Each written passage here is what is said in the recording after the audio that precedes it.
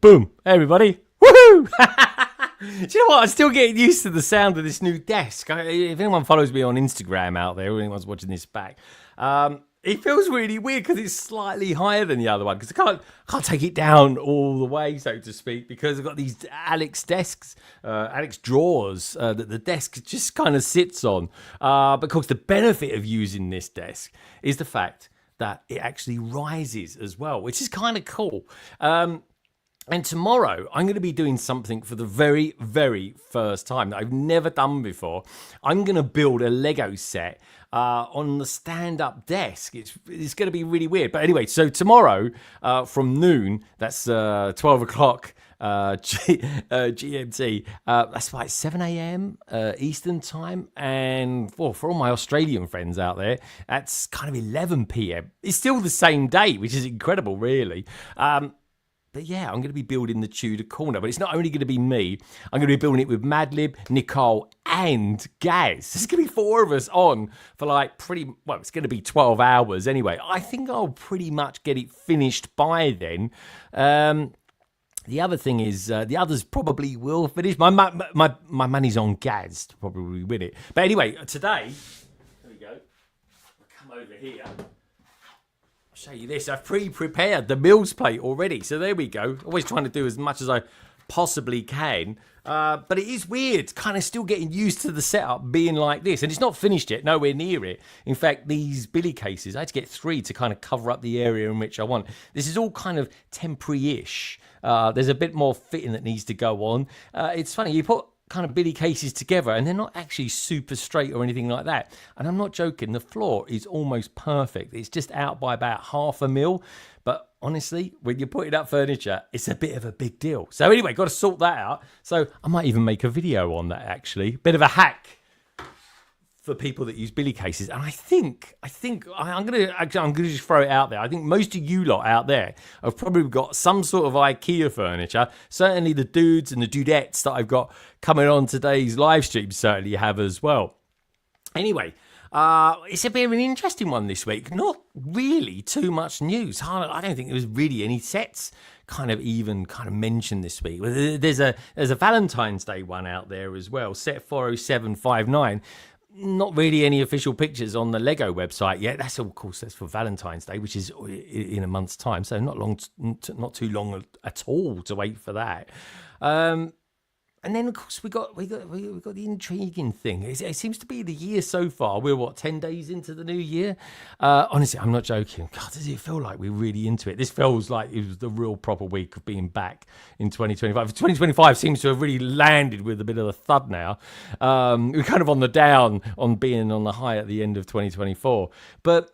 Yeah, we got the Game Boy announced. I mean, that's not coming out to October. That just seems like crazy in advance to me. But anyway, it's a welcome one, that's for sure. And of course, Bluey. Now, I don't know anything about Bluey whatsoever. I've got some Australian friends that are really, really into him. But I'm kind of pinning my hope on Carrie knowing everything there is needed to know about Bluey. She's given me a massive thumbs up as well, which is great, because I was a bit worried about her this week. I was listening to the podcast earlier on today, and I was like, my God, she's got the right hump, she does. But anyway, we were talking to her a little bit about that. Something that she did mention, actually, I've got to be honest, me and Gaz noticed it last week, and we kind of thought it was a bit off, actually. It really was, with the old flippers that are out there at the moment, with some of the CMF series. We'll be chatting about that. Yeah, it's kind of an interesting one. I've got a really cool panel on tonight as well, folks. We've got Alex back from BrickLink, which is very, very cool. So, of course, with that in mind, it would be remiss of us not to look at Series 4. Now, interestingly enough, the survey tonight just asked you guys, have you ever played the Game Boy? I mean, it was around in the day when I had it. I can't say I've ever really ever used one, to be honest. But anyway, the question being, have you ever played with an original Game Boy? Yes, 72%. No, 25%. The heck is Game Boy? 3%. I think that's me, actually. I think I might have accidentally pressed that when I was putting the poll up, and I thought, you know what? I'll leave it there. There's got to be someone who's voted for it. But anyway, and on top of that as well, it's bloody freezing at the moment in the UK. It really is. It's like, I think today's been like -5.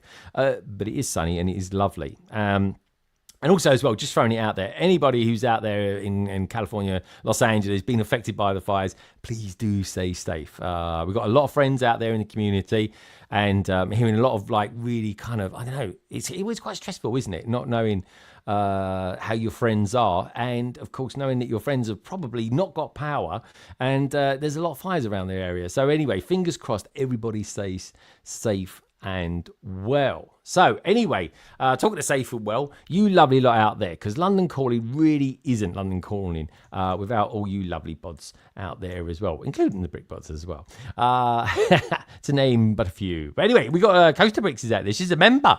She's become a member, a YouTube member for us. Thank you, Coaster Bricks. I really appreciate that. Emily, we're going to be we're bumping into each other. We will at Bricktastic next month. I mean, Bricktastic, what? It's not far away now. It's like 5 weeks, something like that. It's coming in fast. It really is. Polar Brooks is out there as well. Andy, great to see you. Hope you've had a top week. The Brick Larrikin, my word, sir, you get up very, very early in the morning. You really do. 6:30 out there in Melbourne at the moment. Just a heads up, Larrikin, if you're out there still. I'm looking to come out to Melbourne in 2027. That is the plan anyway. It's kind of early stages, but I really would like to get out there. And of course, bring the missus as well. Someone we're going to be meeting very, very soon as well from Australia is Lego Team B. Who is that cat Bluey? Exactly. I don't know anything about Bluey, but Carrie tonight will be priming us on exactly what to expect and hope in the form of Bluey. This year so far, we've been kicking off with lots of rumours and teasers about new themes coming this year. It's kind of exciting, really. I like it. Hopefully they all come true as well, especially the Star Trek one. Liz is out there saying, guys, Liz, lovely to see you as well. Hope you've had a really happy new year, actually, Liz. Haven't heard much from you as well. Hopefully we'll be seeing you this year as well. God, I nearly said next year then, but of course we're well into 2025 now. Let's get down there, shall we? Hi, Salescape, says the Brick Larrikin, which can only mean one thing, that Salescape is out there. Hello, mate. How you doing? I hope the weather's okay where you are. I bet it's flipping freezing where you are, Salix. Let's get down there. Liz was giving me a very faithful countdown. Appreciate that. BKM Slam's out there as well, or Slam BKM.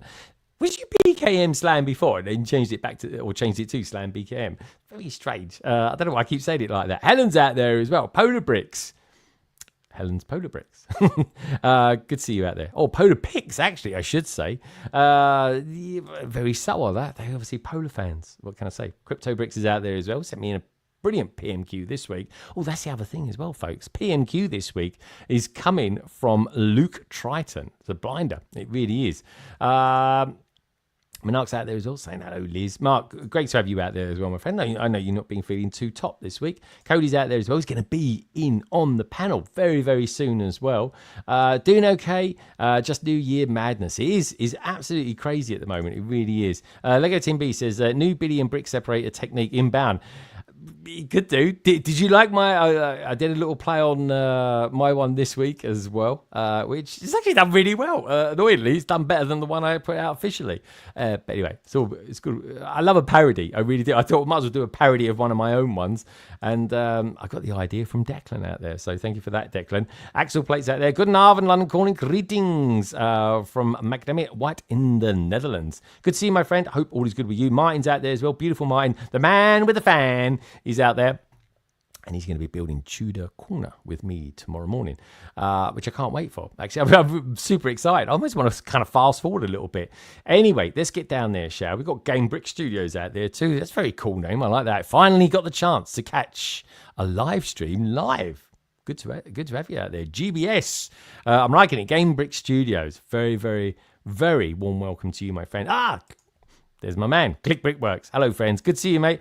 I was just sending out loads of love out there to you lovely lot out there in Los Angeles. And just hoping you guys are well over there in California. Anyway, dude, I know we've been chatting a lot this week, so it's been great knowing that you're okay, if not the best of situations, let's face it.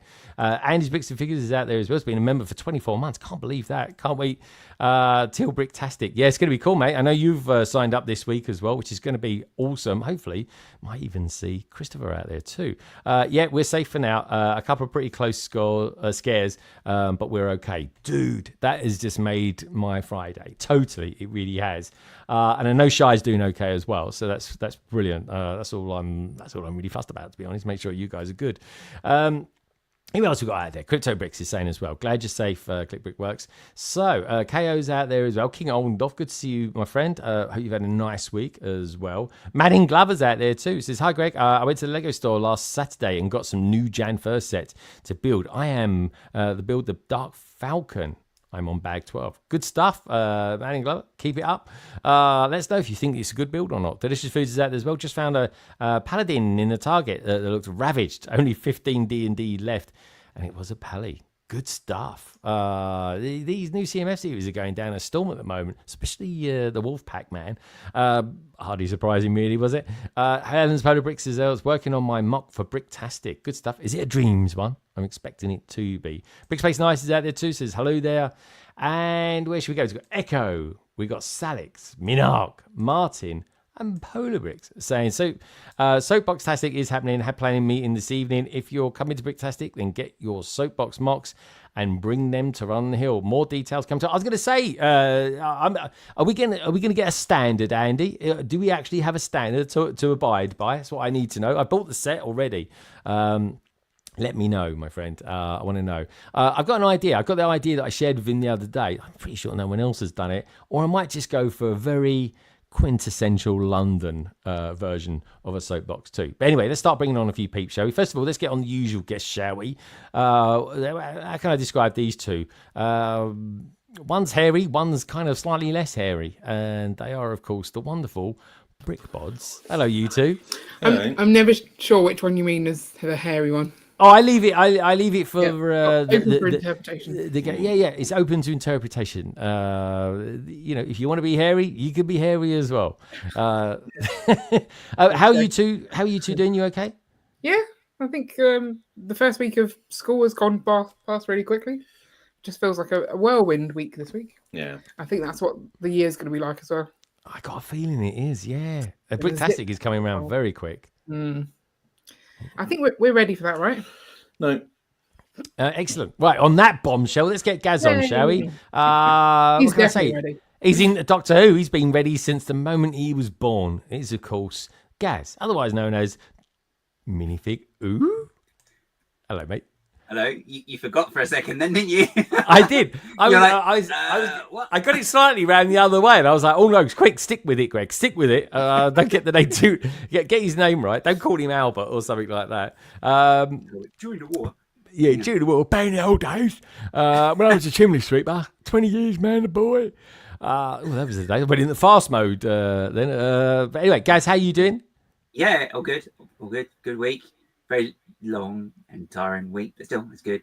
Positive steps forward this week as well. So All good. No, it does. It does. I've been to the gym twice this week as well. Honestly, I feel slightly ravished, if truth be known. I really do. I feel like I need a holiday. It's first proper week back. I think I might have done it a bit hard this week. I've gone in a bit hard in the gym and stuff. But what can I say? I've got to ask actually before Carrie chokes on her sweets. What are you eating tonight, you two? What are you munching on, Carrie? Gooey Skittles. Never heard of them. Is No. anyone out there who eat those? I recommend them. They're quite nice.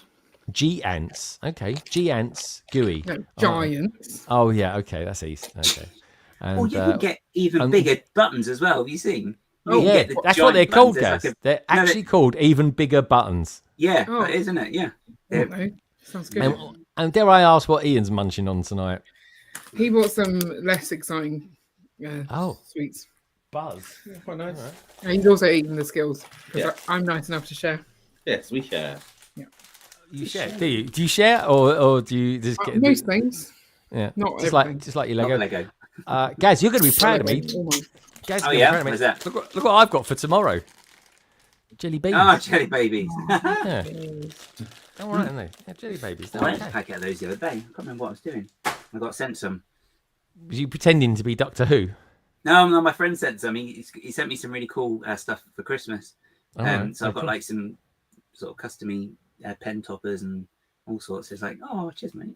Oh, that's nice. Is it a load of old tut? Just what you need when you're No, sorting out your no, rooms it's at the good. moment, isn't it? No, it's good. All good. It's, all right, good No stuff. such thing as took from friends. We've got Brick Larrikin saying, how are the Tim Tams going? I'm still working through them, mate. I really am. They're like, dude, these semi-caramel ones, and they're like really nice with the salt. They are unbelievable. The aftertaste is phenomenal. It really is. But I just don't eat very quickly. What can I say? I ate half a Toblerone today, and there's a giant Toblerone as well. It's very nice.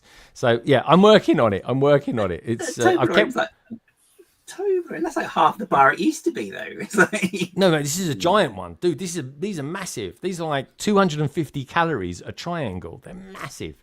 That they sounds really like are. a two-nighter. That's it. A two-nighter. Yeah. One half one okay. night, one half the other night. Oh, okay. That wouldn't last that long. No. Yeah, I was going to say, really? Realistically, with you two, I'm not sure about that. Static says he'll be bringing a soapbox as well. Andy, I'm guessing. Oh, there we go. Oh, I like this. Similar proportions to the sets, ideally using the same wheels. I think you have to use the same wheels, but open to all. And this is any wheel can be used. All right, okay. All right, just read the last three words. That's all you need to read of that sentence, basically. Good stuff. All right, well, I'm looking forward to that anyway. I really am. Lady McBrick's out there as well. She's going to be streaming with us tomorrow, guys. Right, yeah. okay. Where should we go first then?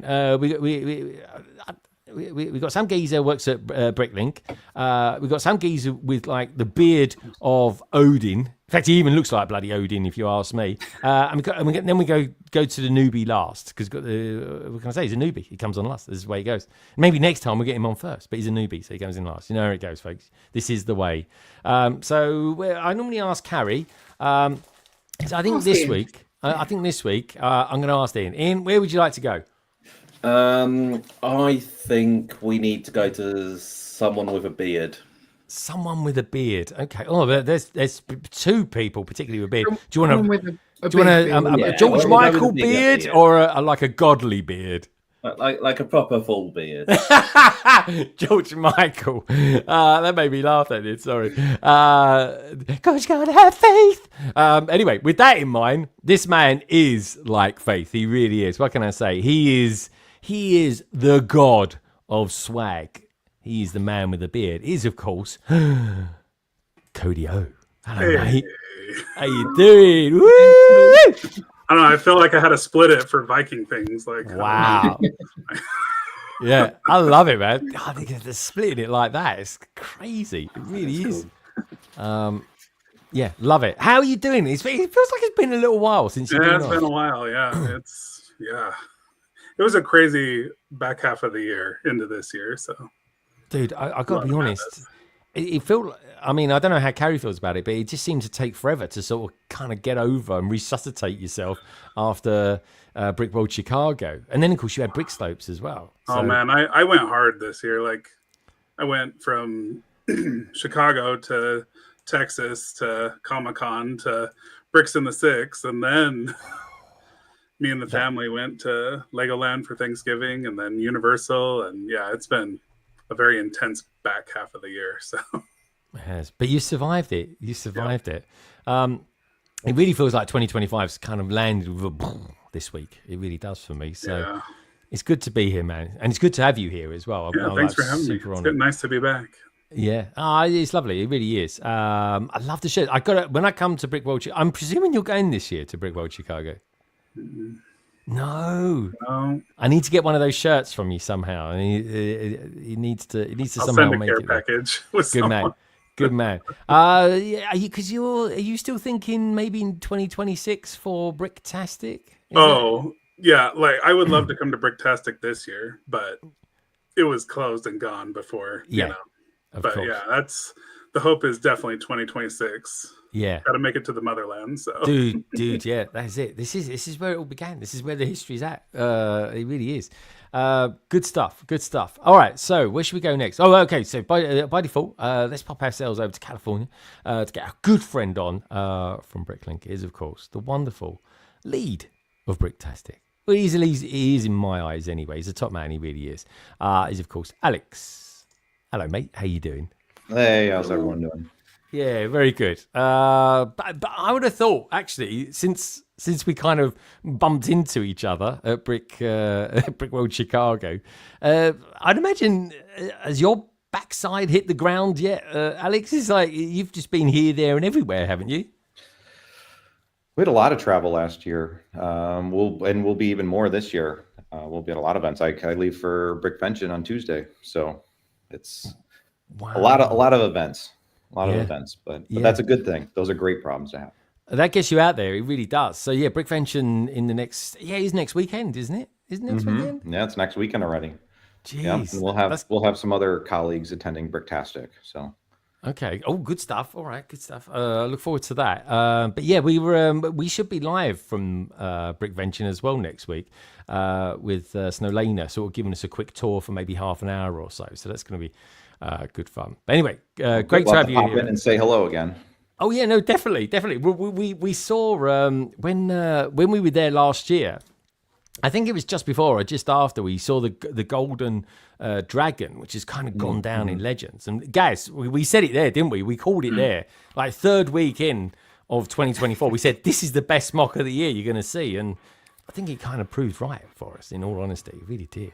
Yeah, Donnie did a great job. Yeah, no, definitely. Oh, there we go. Brickvention, Brick Larrikin, he's going to be there as well.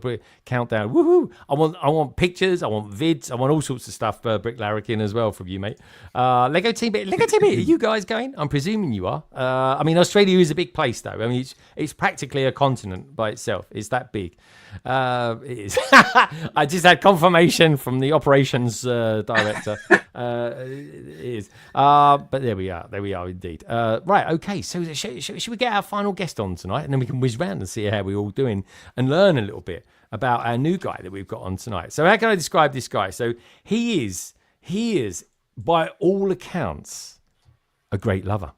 He is. That's kind of what I'm getting reading between the lines. It really is. This guy is a massive brick lover. Of course, it can only be one thing. It is, of course, brick lover Brad. Hello, mate. Hello. Thank you so much for having me. It's good to have you here.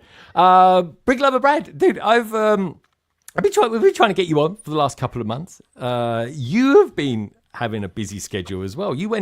Well, first of all, tell us a little bit about you, what you're about, because you do a lot. Like, it is vast what you do, Brad. And you also did quite a lot of traveling last year. So yeah, tell us a bit about you and a little bit about that. Yeah, for sure. Well, as I said, thanks again for having me on. So my name is Brad. I have been in the Lego online space, I guess, since 2012 now. So it's been quite a long time. I started out on YouTube, just like watching other people's videos, and then started to make a few of my own. And over the last few years, I guess it's expanded into all the social media platforms as well, Instagram and TikTok.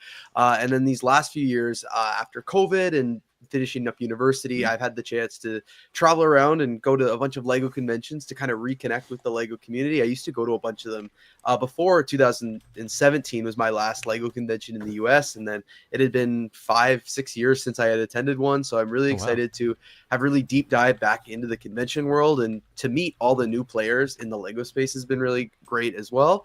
And like you mentioned, I did do a lot of traveling last year. I went to my first European Lego convention, which was a lot of fun in Scarbeck. I've attended some Canadian ones and American ones, but I wanted to give that one a try. I've heard really, really good things about it. So I turned that into a whole European adventure, because once you fly across the pond, you might as well stay for a little bit, and got to check out a couple other countries while I was there, and it was a ton of fun. But yeah, it was hard to nail me down in Canada, because as soon as I got back, I had to go to the US for some work, and it's been a crazy couple months. That is crazy, because you went to Scotland as well. Did you actually come to England, or did you? Not this time. I've been to England a couple other times, but this time I just went to Scotland, because that's actually that was the cheapest airport just to get me. That's what I was looking for. Why does that not surprise me? But yeah, and just out of curiosity, how was the weather in Scotland when you went there? The weather was the same in every country I went to. Right. It was the same in Denmark, wasn't it? Poured rain the entire time in Denmark. Yeah. Then I went to Portugal. I was like, at least I'll get some sun in Portugal. And boy, was I wrong. It poured rain. No way, really? Too. Even The whole time. It was worse than Scotland. No, I can't believe that, guys. Yeah.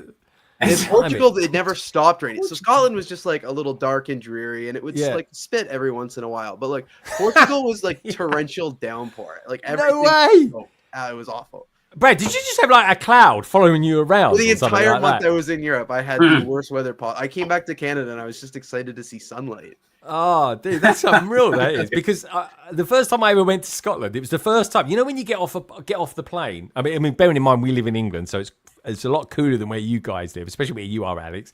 And you get off the plane, and it's like, boom, you get hit by that lovely rush of hot air. You think, oh yeah, I'm on holiday now. First time I went to Scotland, I opened up the door and it was pouring down with rain. I was like, I don't want to go out there yet. So can I stay on the plane? But that was absolutely crazy. But yeah, so did you make any? I'm presuming, like a good YouTuber that you are, that you made some content when you was out and about doing your kind of European travels. Of course, yeah. I made a little bit in Scotland, but as I said, that was kind of just a layover city, just to explore. I've never been there before, so it was really cool. Then obviously Denmark, there was a bunch of content I made there from the different Lego stores in Copenhagen, and then Scareback Fan Weekend, and just spending a couple days in Billund as well. A ton of content came out. What was that? What's that like? Because it's literally, I could get there now in about 4 hours, and I just don't know why I haven't gone there yet. A lack of days off, probably. But yeah, what did you think of it out there?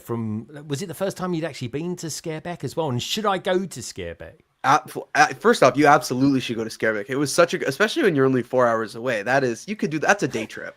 We could do it in a day. It's ridiculous that we have it. You could, but no. So that was my second time ever in Billund. I had gone in 2018 before, and again, it was just a lot of fun. That was the year after the Lego House opened, so I was really excited to check that out, and I wanted to pick up the Lego House exclusive sets. So I made it out there and had a really great time. Did the Legoland, the whole journey of Billund, and then this time as I said, wanted to go back because I wanted to experience what the European convention would be like. I'd heard some really cool things about it, and it just lined up with the amount of vacation that I had left. So yes, I'd 100% recommend you go. Billund's a ton of fun as well. It's actually way more fun when you're there with friends. I was there with my dad before, and we had a blast just like touring around the Lego House and Legoland. He grew up with Lego as well, so he loved checking that out. And then but going back, and because Billund's a pretty small town, I feel like you could do it all in an afternoon, but it's really cool there. So when you get to meet like all these other Lego fans from all around the world. They did, as part of Scareback Fan Weekends, the Thursday before, they do what's called AFOL Days at the Lego House, where the Lego House is closed to the general public, and it's just AFOLs who are there. They have like run of the house, and it's funny because there are more people hanging out in the lobby of the Lego House than they're actually around doing the experience zones, because there's people from all over the world.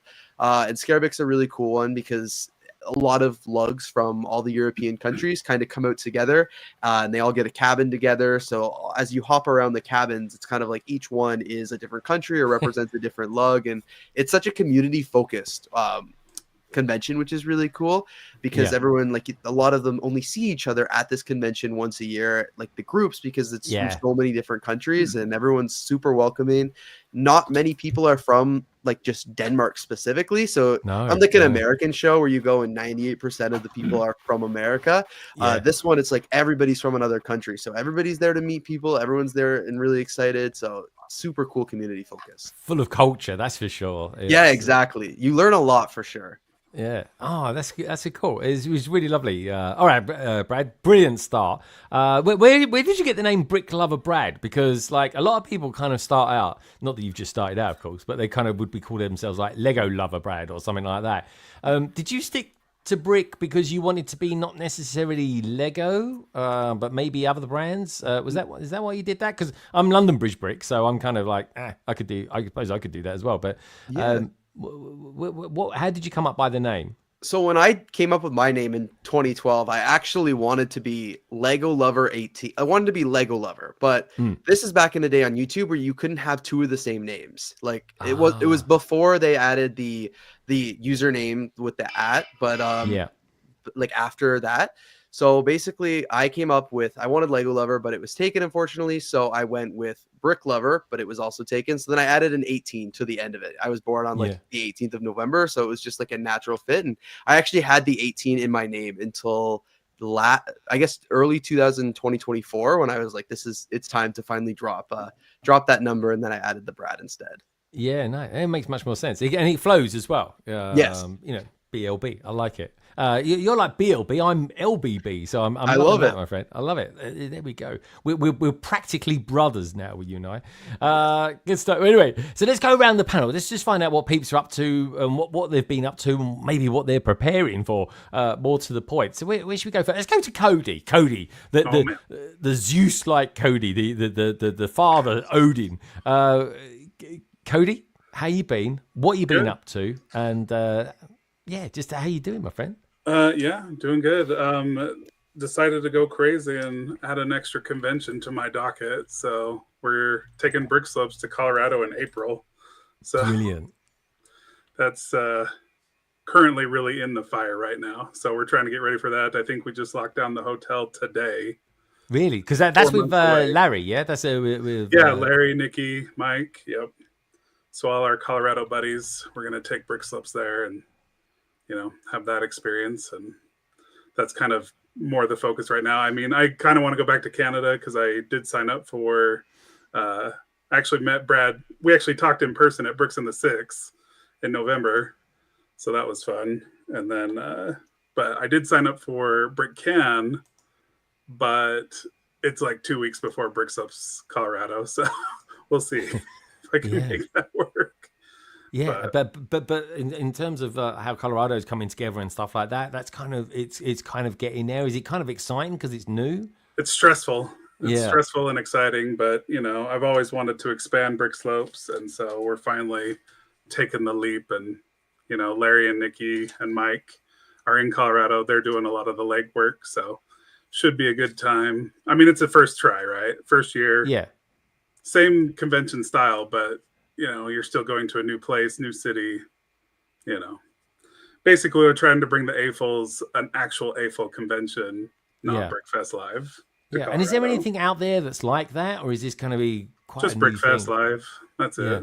But that's not AFOL focused like we are, so that's kind of the real goal is to take the convention to our AFOL friends. So yeah, and that's cool. That's really cool. I'd imagine it's quite kind of a steep learning curve as well. Yeah, Denver's a weird place too because it's huge, but then trying to find the right fit of place, and you don't know how many people will actually show up and gauge the interest, and so you want to go small but not too small but not too giant that it hurts, and so it's been a weird back and forth.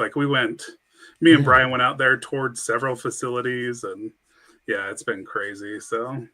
Well, I've said to Larry, let me know whenever you got new posters out or anything like that. I'm happy to sort of mention it and stuff like that. I want to kind of help these things if we can, even though we're like thousands of miles away. We got most of the people that watch my channel are Americans, so I'm pretty pleased about that. So that's quite cool.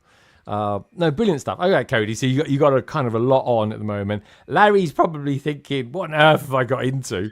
I think he has been thinking that a little bit. Yeah, he didn't realize the chaos that goes into making a convention happen. So Yeah, it's massive. It is a big deal, and of course, then you got all the people to have to deal with as well, which is, that's a hard thing. It really is. Very cool. Very, very cool indeed. Is there going to be some swag on offer there?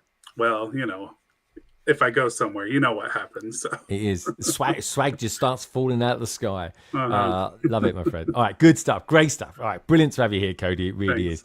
Now, don't forget, folks, everybody who is on the panel tonight, you'll find all their details down in the description. While you're down there, do me a favor. Leave the stream a thumbs up as well. Do it right now. It just lets people know that we're here now, alive and kicking, and kind of really helps the channel out as well. So if you do that, that'd be grand. also, Greg, just real quick, Yeah, go for it, my friend. quick surprise. We made a present for you today. Really? So this will be getting sent to you. Really? Oh, let's have a look. Let's have a look. I don't know if it's going to work with the camera. Oh, guys, look at it. It's great. Oh, good grief. That's going to be sought after. Oh, That is- my It's not a word. sticker. Dude. See, look how cool that looks printed as well. Oh, Yeah. honestly, Cody, that will make my Finally. year. Like a year later. Yeah, I know. I said, I You're remember like, us do having, this. yeah. I was like, dude, we'll have to make a vid on that because honestly, as soon as it came out, I was like, I've got it here. Literally, this is the first thing you see. Well, as long as you look left as you come in, anyway. I got Gringotts there, and honestly, I try and look at everything about it. A beautiful dragon, the beautiful kind of subway, kind of roller coaster works that's going on there with the vaults. And then you look at the buildings, the side building, and then I just do everything I can without looking at the sticker. That's all I can do. Well, fix the problem. So I'll be sending this to you later. So. Oh, dude, I'm made up. That's so cool. I can't wait to fit it, honestly. It's a thing. Thank you so much, Cody. You're welcome. Very thoughtful, my friend. Now, talking of someone who's incredibly thoughtful as well, is Alex. You are as well, Carrie. You are as well. Alex, how you doing? How's BrickLink doing, Alex? We're going to be having a look at some Series 4 stuff coming our way in about 24 days' time. But how are you doing? How's your kind of Lego life been in the last few weeks or months? It's good. It's busy. It's off to a big start here for 2025. There's a lot of very exciting things that we have planned for this year. It's a milestone year for us. So we're looking forward to getting out to many events, seeing a lot of people, and continuing on with we have 4, 5, and 6 for series that are crowdfunding this year. Series 3's shipping soon. Here at the end of February. We have like 6 series in development basically at all times. So there's a lot of things underway at any given moment. So wow, yeah. so we got a busy year. So you're seeing stuff into 2026 already then, yeah? Yeah. God, like 27, 28. We have to plan our manufacturing window now for everything that far driven ahead off of the manufacturing date. That's wild. So I mean, like if you're thinking curves and stuff like that, I mean 2027 maybe we'll have maybe less castle around. Who knows? It could be more Blacktron stuff or something like that. I don't know. How do you kind of consider, because everything that we're going to get in a couple of years' time is based on the here and now. But of course, the world revolves so quickly and stuff like that. So how do you kind of line all that up? Yeah, well, I mean, fortunately, I think I have the easy job. I'm not the one that has to design anything in a sense. I just have to go and say, well, here's what's available and here's what's not available. That's the biggest challenge is, the palette right now is, so Series 7 palette that's live, those are all elements that are in production through 2026. So it's not that just because a set came out this year doesn't mean that it will be manufactured in 2026. Like CMFs are a good example of that. The Lunar New Year sets typically have a 1-year shelf life. So not everything that is that's brand new will last per se, but yeah, that's part of the challenge is, there's no guarantee that there'll be pirate torsos or medieval torsos or space torsos or, the proper torso you need for a building, it's a big part of the challenge. And I think that's one of the things that is kind of often overlooked you know, in a Yeah. sense, is that we just have to use, that's part of the challenge. And what makes some of these designs so great is that they are using such a limited palette to make these wonderful sets that are being designed. Yeah, and they are. It's honestly, it's in my top 3 themes now. I've got to be honest. And for me, it's almost like a sort of a Lego ideas theme, because it is quite eclectic as well. And there's, I think you've got quite a much quicker turnaround time now, haven't you? It's like, you know, once say for example, in 24 days, they all get crowdfunded. What's the window to actually be crowdfunded for? So I think Series 7 is February 4th to March 1st, I want to say. So it's about a month. Yeah, so pretty month and month. And then from at the end of that month, how long before they actually then ship? Because that used to be 5 ages. months. 5 months. Yeah. See, that's quite about quick. 5 months. Well, so what we did was, this has been since Series 1, it's been about 5 months. The 2021 Invitational was a year. And that creates all kinds of other challenges with credit cards and payment authorizations, and you forget and you move. And so we've shortened that about as much as we can. So it's 5 months ish. And then it also depends on, you know, where you're at all over the world, because we don't hold them. There's a launch date per se. So like Series 3 launch date is March 1st. But that doesn't necessarily mean that they start shipping on March 1st. If they're ready and they're been manufactured, they'll ship February 22nd, for example. So we're just going to ship them as soon as they're done. They're bought, they're paid for, they're going out. Yeah. But because of that, Australia, New Zealand, Japan, South Korea, you know, everything, the first sets that go off of the manufacturing line in Europe are shipped to Singapore, to the hub, to then be distributed across APAC. But that takes longer than just going next door, you know, within Europe. Yeah. So therefore, there's about an 8-week difference in when, you know, the APAC countries will receive their sets. Yeah, yeah, still good. It's intriguing. It really is, because for me, and I've said this to you personally as well. BrickLink feels like it's a kind of like a startup company. It's almost like a hub that kind of it's Lego, but it's different to Lego, and it's kind of its own thing as well. But also, I mean, what's your thoughts on that? What do you think about that? Is that kind of how you? Because it's very agile. I mean, it's pretty fair. Yeah, you know, we have a little bit. You know, we still are the Lego group. We are Lego employees. We operate maybe a little differently in a sense, because it is maybe more of a more tech startup-y type vibe in a sense, and we have a lot more. I mean, majority of the people that work at BrickLink are front-end, back-end engineers, graphic, you know, web designer type positions. So in that sense, it's very different from the Lego group. But yeah, you know, we also are trying to do very different things where we're, you know, up until recently, you know, we're 100% adult focused in a sense. So we had a different consumer base up until, you know, about the last 5 years. That demographic is starting to change across the greater Lego group. But and also too, we're very community driven in that sense too. So it's just a little bit different focus, but you know, it'll appear a little bit different from you know, the different areas that we operate in. But yeah, no, it's been fun seeing, you know, we're getting closer and closer to the Lego group in a sense, and that's opening some different doors and pathways that we may not have had access to the past, or, you know, take some time to integrate. You know, as in all businesses, it takes time to integrate. So it does.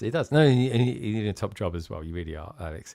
I'm loving the graphics behind you as well. You got like a timeline that goes around your office on the. Yeah, so it wraps around. So this is kind of the beginning. I think it's 99, then 2000. So it's kind of the history of BrickLink.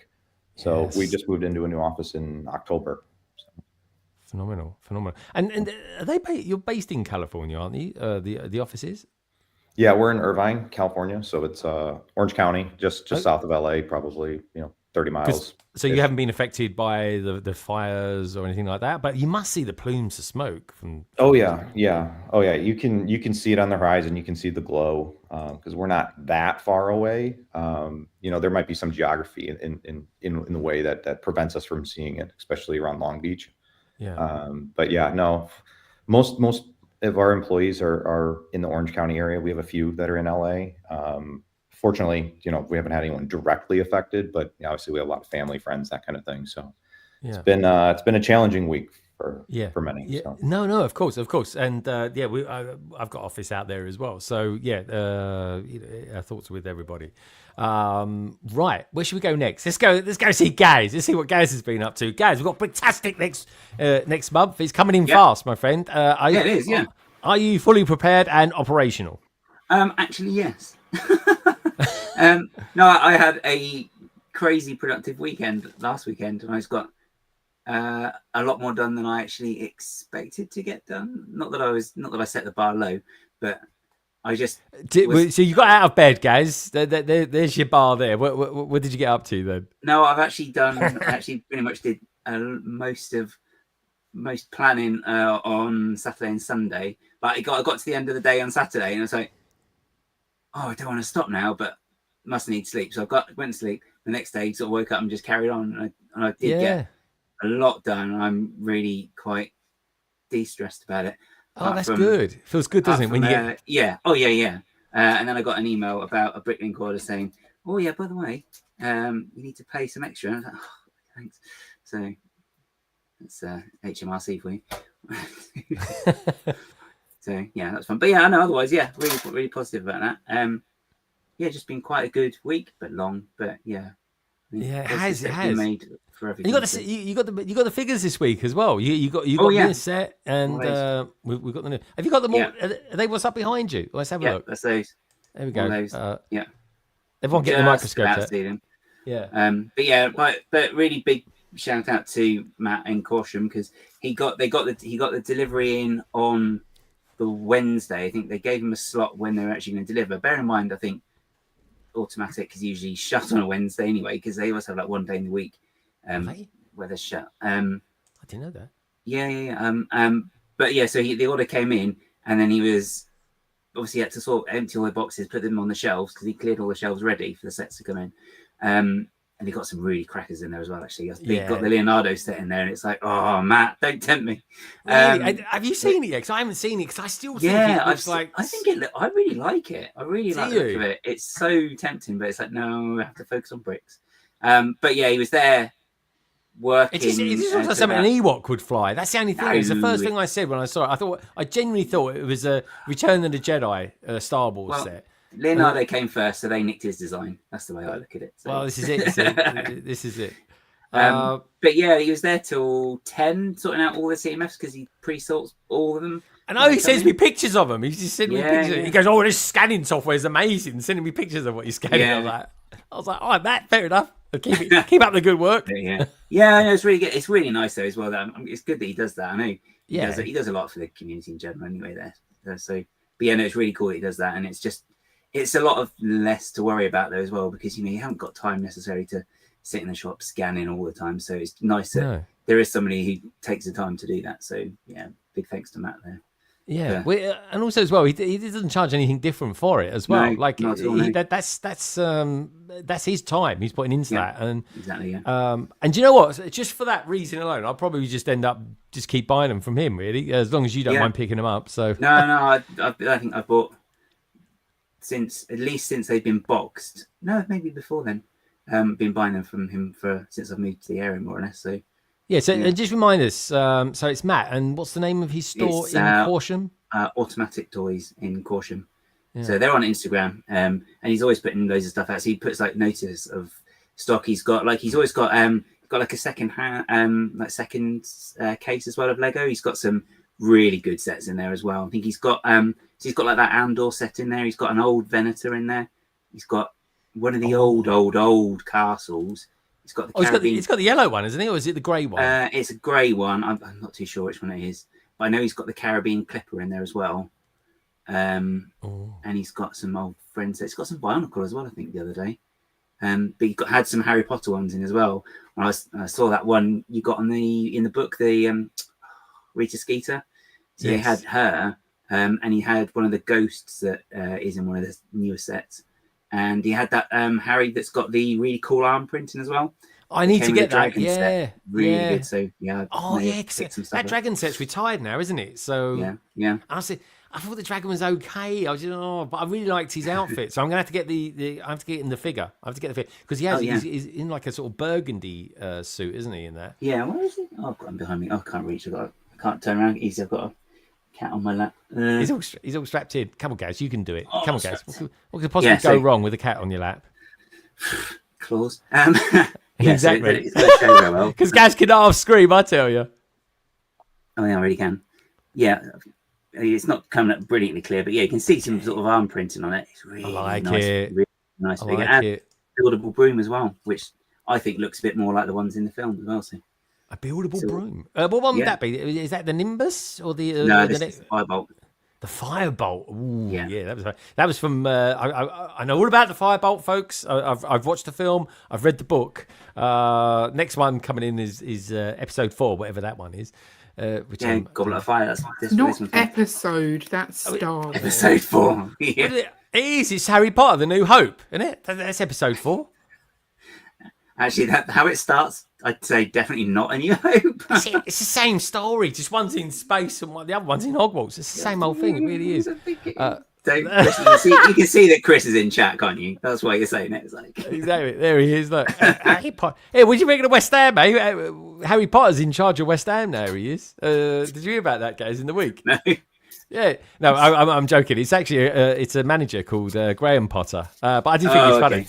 I've just got into Harry Potter, and now this dude called Graham Potter's taken over. Thank goodness. That's all I can say. The last manager was absolutely awful. He really was. But anyway, enough about awful football managers. Yeah. Let's see how the Brickbods are getting on. Brickbods, lovely to see you. How are you both doing? Are you well? Because I listened to the podcast earlier on today, and I was like, blimey, Carrie seems to have forgotten how much Lego costs. And Ian just, I lost count at about 25 to his catchphrase. I don't really know. So what was going on, Ian? What happened? I think I lost my filter You did. a little bit. You did. You was like, The problem was I already had an idea for what I wanted to do the podcast on. TJ. And then there was all of the Lego ideas stuff as well, and then the BrickLink pricing. So you kind of want to talk about things when they're current, but you've already got a lot to say, so you've got to try and squeeze it all in. So that's why I was just going quickly through the Lego idea stuff. And then, but you started off. I think to say, but you set the tone. The tone was set with something me and Gaz were talking about a little bit last week with a certain series. Tell us about that, and tell us why you got the hump about it. Because I think a lot of people have. But and kind of rightly so. I get it. But anyway, chat about it. Let us know what you think. So I'm all for people who want multiples of like a series to make their own little scenes and things. Like, so the Wolfpack guy, having 3 or 4 of them yourself, fine. But to go into the store day one and pick up all that is available to immediately put on a BrickLink store, I think is not cool. Especially when you're then charging 3-4 times the price of what you actually paid. It's just rude is what it is. And I feel like Lego didn't really help solve that problem this time, because there was obviously supplier issues in the UK where like non-Lego stores didn't get the CMFs. And so the Lego store was the only place, and they were not stopping people from buying too many of the one figure. Well, I can see. I understand that now. Can't stop them from buying, because technically it's a mystery box. But it's not, because we can all scan it. So right, but technically it's a mystery box, and so therefore, if you went up to the till and then they scanned them and went, "No, sorry, you can only have these ones because you can only have 3 of the Wolfpack," you'll be like, "You ruined my surprise." Yeah, they're no longer a mystery box. They're not allowed to do that.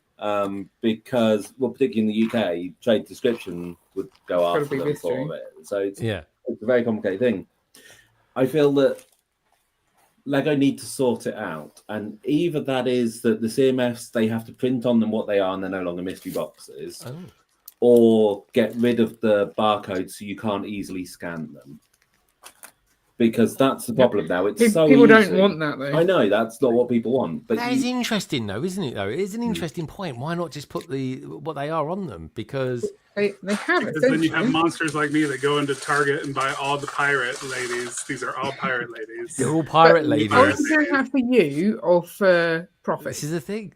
I needed 18 cockatoos, and now I have 18. So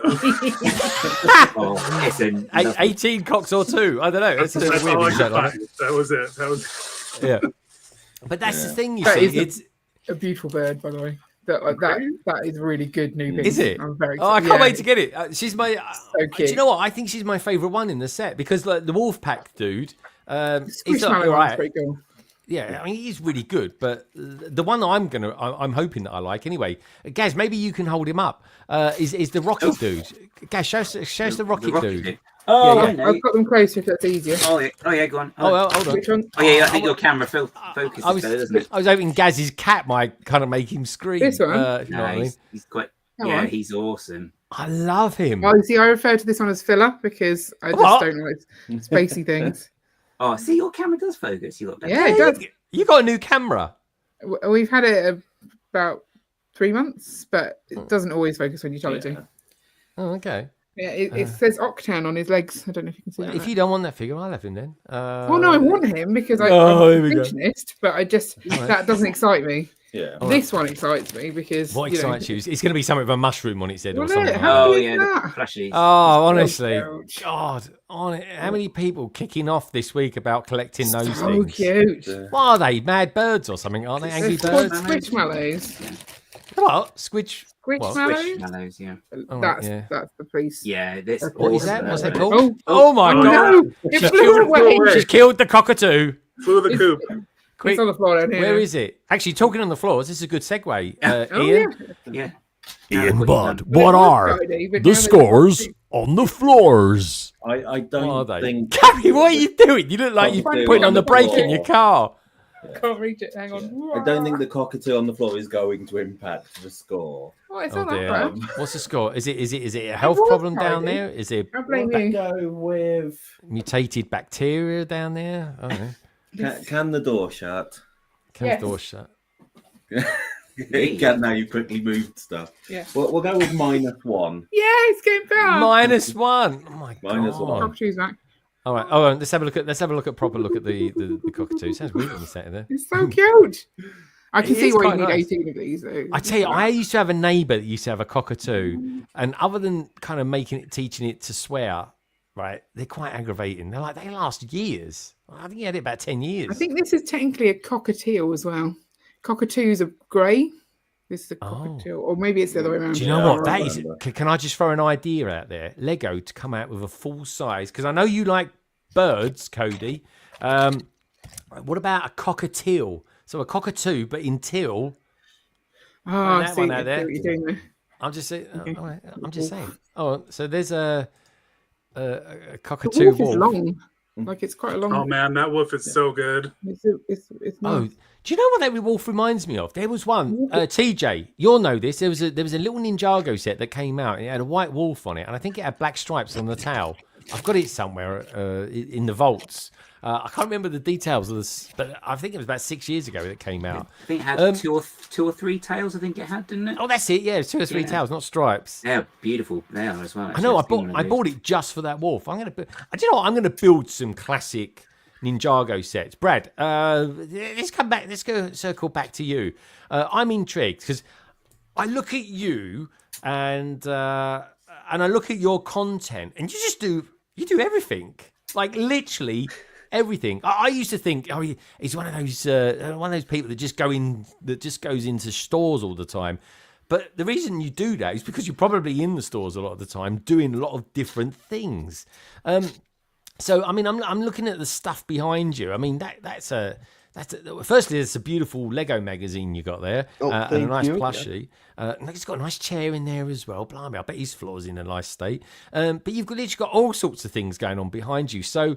What would I know you do a city as well, but what would I come and watch you and expect to be seeing? What's your stuff? Do you do vlogs? Do you do city stuff? Brickheads? What is it? What's one of your things? Or are you just a bit of everything? You just do what you like? I would say it's a little bit of everything. I really focus on what I like, but more like, I guess I like to call it like Lego lifestyle content. Like sometimes I'm working in my city, sometimes I'm reviewing the new set, sometimes I'm doing shopping. I used to be terrified of going to a store and filming. I always wanted to do things like that, but people weren't doing it. So as soon as a few other people started to do it, I'm like, okay, they're doing it and I'm getting all these weird looks. I'll do it too. And that's always a lot of fun because, again, like you said, I was always in those stores. So it's now that it's exciting to be able to go and share what my store has, because I love watching other people's videos to see kind of what their store has. If I'm going to a new place, searching up that store online to kind of get a little glimpse of what I can expect to see. And I'd like to travel a lot as well. And when I go on these vacations, I always try and see if there's any other new Lego stores or experiences in that area that I can go and check out. A few summers ago, I was in Czech Republic just with some friends, and I had an afternoon where I was free. I was like, let me see if they have any Lego stores around here. And that's when I found out the world's largest Lego collection is in Prague, and they have a museum. So that was really cool. I got to spend an afternoon, and that was totally random. I just showed up and filmed the whole thing. It was really fun. But I would say I could do a little bit of everything. And like you said, behind me, I've just got a whole mixture of sets from all my collecting. I guess I primarily collect like icons, ideas, some city sets, and more of the adult sets. What you probably won't, what you won't really see around the Lego room are like Star Wars, superheroes, things like that. Nothing against those sets. They're just not, like, I don't really watch those movies. They're not really what intrigues me. Right. So it's a lot of people come in here and they're surprised when they look around. They're like, where's your Star Wars? Yeah, why haven't you got a big fat Millennium Falcon sitting behind you? Yeah, and then they realize there's like, oh yeah, there's like one Star Wars set there. I have a few Ninjago sets, and that's only because I did a campaign with Warner Brothers when the movie came out, or otherwise I wouldn't have those sets even. But I've watched Ninjago, and like I've watched a lot of these. They're really cool, but yeah, they're just not what I typically collect. So it's just a little bit of everything. Yeah. Okay, that's cool. I kind of like that. And to be honest, that is actually quite refreshing as well, to be honest. It really is. Where are you at with your Brickheads collections? Because it looks like you've got quite a few on the go there. I mean, are you collecting them all? I'm right now, I'm actually having the internal debate if I want to keep collecting them all. There's a few that came out, I think 2 years ago, that I just missed. Yeah. I don't even remember which ones they are, but I have them on a list. So I missed those. So I'm like, at that point now, I'm like, I can pay. They're not that expensive on the aftermarket. It is what it is, but it's just like, I could either continue working on collecting them all, or I could just give up on that I want to collect them all mentality. So I haven't decided yet. But for the most part, I do have all the Brickheads, with the exception of any of the San Diego Comic-Con exclusive ones. And I was even able to piece together. That's fair enough, to be honest. Yeah, they're just, again, and they're not even themes I really collect, so I'm not spending those prices on them. But I even was able to piece together the Lego Movie 2 Brickheads that were only available in the US at, I think, Target and Walmart. We never got those in Canada. So yeah, that's right. They were only in there, and that came after Lego made a point of saying there's no more regional exclusives anymore, and we were like, hello. Yeah, that was the thing. I remember that, and they're really good. They're really good figures as well, aren't they? Yeah, they're really cool, and they're full of like printed parts, so they're not easy to piece together. No. Unbelievable. Okay, good stuff. I like that. Okay, Brad, you've just gone up in my estimations as well. Just out of curiosity, because you're a bit of a generalist, which is I am too. BrickLink designer program. Have you bought any of those for your city, maybe, or anything like that? What's going on there? Absolutely. Actually, you can't see it on the camera, but over there on the floor, I have the general store and the snack shack. Those snack shack's good. Yeah, a ton of fun. And I also, from the last series, have the I think it's the logging train. Is that the official name of it? I have that one as well. That's still sealed in box. Yeah, so we know exactly what you mean. It's the train that's got a load of logs in it, basically. Yes. The bridge. I can't remember the official name. There's a lot of brown in that set. There was a bit of a trend of 2024. There was just lots of brown and everything. Has anyone noticed that Star Wars has gone away from grey? It's either grey and red or brown at the moment. It's a thing. It is a thing. It's true, Alex. Honestly, feed it back. No, it's funny you mentioned that, because we have stats internally that we track. And some of them are just for fun. And one of those, I think I shared these out in series 1 and 2. It was the most popular colors used in BDP sets for all submissions. And you can guess what 1, 2, 3, 4, and 5 were. Yeah. It was light bluish gray, dark bluish gray, white, black, brown, reddish brown. So it's like, even when you have the entire palette, those are still the most popular colors. So brilliant. Yeah, it is. Honestly, it really, really is. Now, it wasn't that long ago. A couple of weeks ago, I built Brick Cross.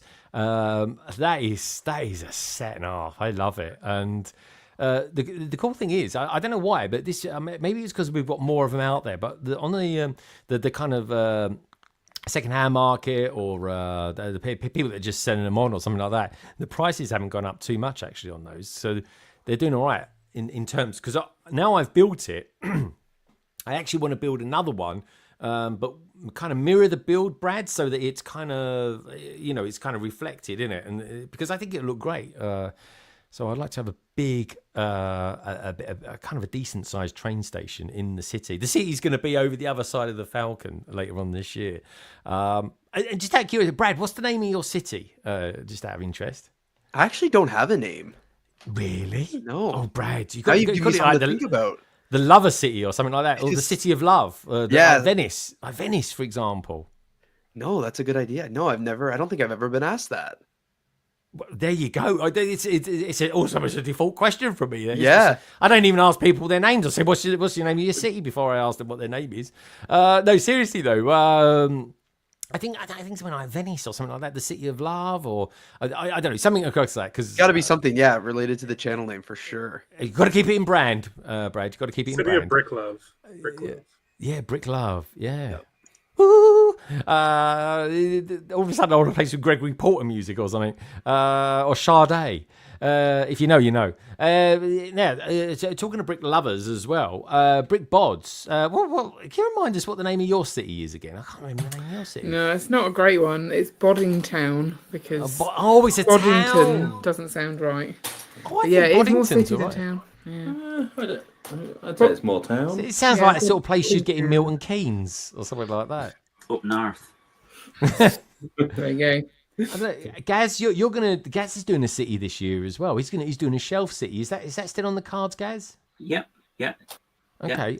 And what are you thinking of calling it? Are you going to call it like the TARDIS Inn or something like that? No, I can't remember. It's because it's going to be sort of based on a specific part of London where the first Doctor Who was set. You muscling in on my ground? No, he said literally no. I've done that tube station that I've got to finish doing or designing. So, and that's Coal Hill.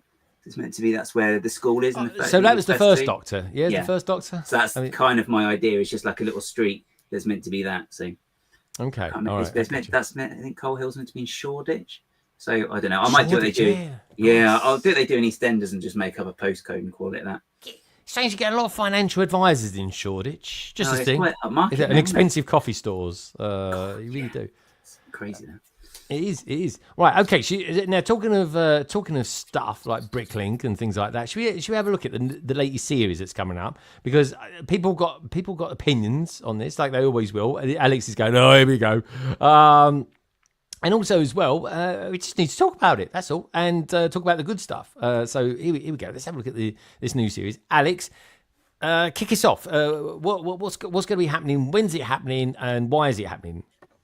Yeah, so Series 4 kicks off on February 4th. It's 8 a.m. Pacific time. So I'm trying to think of what the time zone translation is to that. Is that 3 p.m. for you in London? It is. Yeah.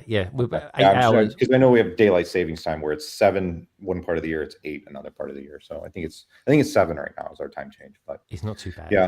Unfortunately for our friends in Australia, I think it's like 2 or 3 in the morning. Ouch. But yeah, it's the one time of day that all of our various offices are in the office together, where we've got our .com people in London and the Billin team, and then us in BrickLink. So it's 8 a.m. every time. Typically we do noon Pacific for most of our reveals and launches. But yeah, so we're getting ready. We're kind of right now in the reveal portion of it. So we had pricing and final set photos go live on the 6th of January here. So seems like it's been a pretty good feedback so far. I like hearing kind of the positives and the negatives. You've always got to have it. Yeah. Yeah. Oh, for sure. I mean, it's I mean, it wouldn't be Lego without opinions. So bit of feedback from the Aussies there, Alex. Just saying. You don't need sleep anyway, Chris. It's overrated. Yeah, what do you need sleep for? And fortunately for most sets, it's not too big of an issue. For Castle, Castle's typically, some of the Castle sets in the past have gone really quickly. So yeah, if you're not worried about Castle, then you might be okay at 6 a.m. if you get up. Castle's the 2 4 Stronghold and Mount Fortress are the only ones that have sold out in under 4 hours.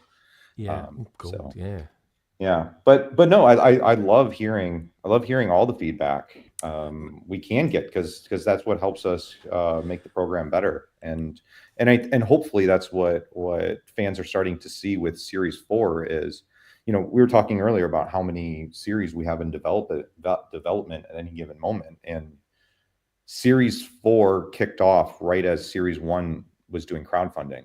And that was the first time kind of the final set images were released. And one of the kind of the big feedback things that we saw consistently on Series 1 was people thought we were going to do a little bit more work to the models where, like I like to say Lego Ideas is kind of 1% the original design, and BDP was 99% the design. And we tweaked some internal structure and build flow and try to make things more stable to the Lego standard. But we realized that fans were expecting a little bit more change or improvements.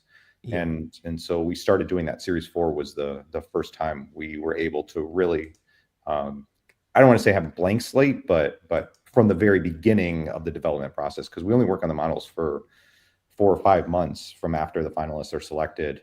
After that, it's frozen, it's locked, and it's getting ready for manufacturing. So, well, certainly the thing I'm kind of getting the reading between the lines. Actually, I'm not reading between the lines as well. I think there's a few people that have mentioned it. Is and I always like this to be in a series personally. Is there to be a sub $100 set? So. There's a lot of people out there sort of saying, "Oh, we didn't get that this time around. Why the price hike?" I don't think we've had, personally speaking, I'm only saying this from an observer point of view. I don't really see the price hike. I think the prices are actually comparable with Lego prices. That said, we can do a comparison if people want. But my only feedback would be, and I think a few people share this opinion as well, is that they like to see a sub $100 set in there, which for a lot of people is kind of more affordable, more achievable. And so how do you feel about that, Alex? Because obviously you don't make all the decisions, but you have an influence as well, and that's what we're all kind of all doing here in this forum. Yeah, no, I mean, I don't think there would be anyone better to talk about this, but yeah, it's this series, and I've talked about this in the webinars that we do in the past. Series 4 was a bit of an anomaly where the highest voted sets were medium sized per se. And when I say medium, 2,000 to 3,000 elements. And the other sets that would have been on the high end of the spectrum and the low end of the spectrum weren't available for us. So it's as simple as we can only work with what is submitted. So this series is an outlier, and especially too, I know this series people will always point out, well, there's 2 medieval sets. Well, I've explained this in the past too. I know it's coming up again because we're a year out from the last time we had this conversation about Series 4, and it's just we try to keep the diversity of theme, but if we get so far down the list, we're getting really low on the vote count. It didn't make sense to go any lower. So we had to go back up to the top of the list. And Castle is always the most popular from a voting standpoint. So it just happened to be that Castle was right there. Because I know there was, last time we had this conversation, it was right after crowdfunding for Series 1, and Mountain Fortress sold out so fast. And so people just automatically assume that, we did 2 because that did so well. And it's like, it is really kind of very unfortunate timing in a sense, but no, it's as straightforward as we pick the sets that are the highest voted and kind of fill out our diversity of theme and size. Again, this was an outlier. If you look at the other 6 series, it pretty much follows that standard formula. Oh, there we go. Look at that beauty. That is a lovely one. I still that would have been if I How can you not love Castle? It's a beautiful set. I was talking to Gaz about this. Instead of getting the Lion Knight set, I was thinking of maybe just buying this one instead. But so beautiful. I don't even want to build it. It's so pretty in this nice BrickLink box. Isn't that the challenge though? It's like, there's that is a tall ask to have one to build and one to keep. I mean, that's not normal, and frankly, that's not something that we also see just from an ordering standpoint. The amount of people that order 2 of any set is in single digits. I only have one. It's really low. Yeah, it's really low. But yeah, it's hard. The boxes are so pretty, especially like going back to AFOL designer program sets. I'm like, oh, do I want to open these? Do I not? I know, and they are. That's why I like the BrickLink boxes. They are different. It's more of a exclusiveness about it. When I was building the Brick Cross, for example, that it just felt like really premium. It really did, and I love that. We do, and Lego is a premium product, but I think BrickLink is even more premium. Now, the problem is, like you say, it's a democracy. You can only go on what gets voted in. I mean, for me, there's 1 or 2 BrickLink sets or BDP sets that I've bought doubles of. Even the series 1s and 2s, before it kind of became the real official BrickLink design program, I bought a couple of those, but I always sold them on to people in the community at the retail price. There was one, like the Castle in the Forest I've got just down here. That was, I sold that to a friend for the retail price, which I think was 170. And even at the time, then that was selling for 700. So yeah, but you know, it's different. They're friends. It's just the way it goes. Oh, we've got Gene out there as well. Gene, lovely to see you. Happy Friday. But you did mention something, and I've seen a couple of people mention this in the pricing for Series 4. That one kind of caught me off guard because this is actually the least expensive series from a price per part kind of threshold. And that's what I thought. We've actually kind of been dropping series over series. If you go back and look at the numbers, it's actually dropping. Because that's something I'm painfully aware of as I'm looking at my favorite lines, and I see community. I see the dialogue in the community. But the thing is though, if that's what you're seeing, and we are seeing people out there that are saying, it seemed to be an expensive one and stuff like that, and I think the omission of the cheaper set has made that kind of maybe more brighter. I personally, I'm saying this hand on heart, folks. I don't see the price jack or anything like that. If there was, I would definitely say something about it, even with Alex on as well. For example, you've got the Wild West train. Let's take a look at them, because this is the one that I really like. Like, I'm head over heels about this one because I love trains. What can I say, Alex? But yeah, Cody, are you into Western stuff at all? Oh, absolutely. I actually built an Old West from the Lego movie back in the day. I built a mock and used the Lone Ranger train because there was all the Lone Ranger stuff out. And yeah, I love this train. I want it. Like, it's on the top of the list. Me too. And what I love about this, Alex, is that there's kind of like a bit of a story about this as well. Tell us a little bit about this particular one, because it's a favorite of mine anyway. Yeah, and you touched on a key point there at the end, and that's the story. There's a couple different things that have changed with this set, in a sense, where we've added additional detail to it. Wukash is a great designer. You'll notice he's the designer of the General Store as well from Series 1. And this model, another thing that we've been hearing from fans is, just because we're adults doesn't mean we don't want to see play features. It doesn't mean that we don't want to see more minifigures. Yes, these are not new and unique elements for each of these sets that you can go on Pick a Brick and get most of the minifigure parts, but it doesn't mean that we don't want more minifigures or unique scenes right out of the box. So this was kind of an interesting one in the sense that the original design of the Wild West train, the train track was 7 modules long, and the way that train track comes, it comes in packs of 4. So if we designed it as is, there would have been an extra piece of train track included in the set. And I think that would have been pretty confusing for a lot of fans that don't necessarily know sets are manufactured per se. So we increased it one module, and then I said, okay, well, what are we going to do from a story standpoint? Let's what's kind of the classic. We were working with the fan designer on this and seeing, what other things did you maybe want to include that you either didn't have time to, or you've thought of since then, things you've seen from comments that would have been kind of cool to do.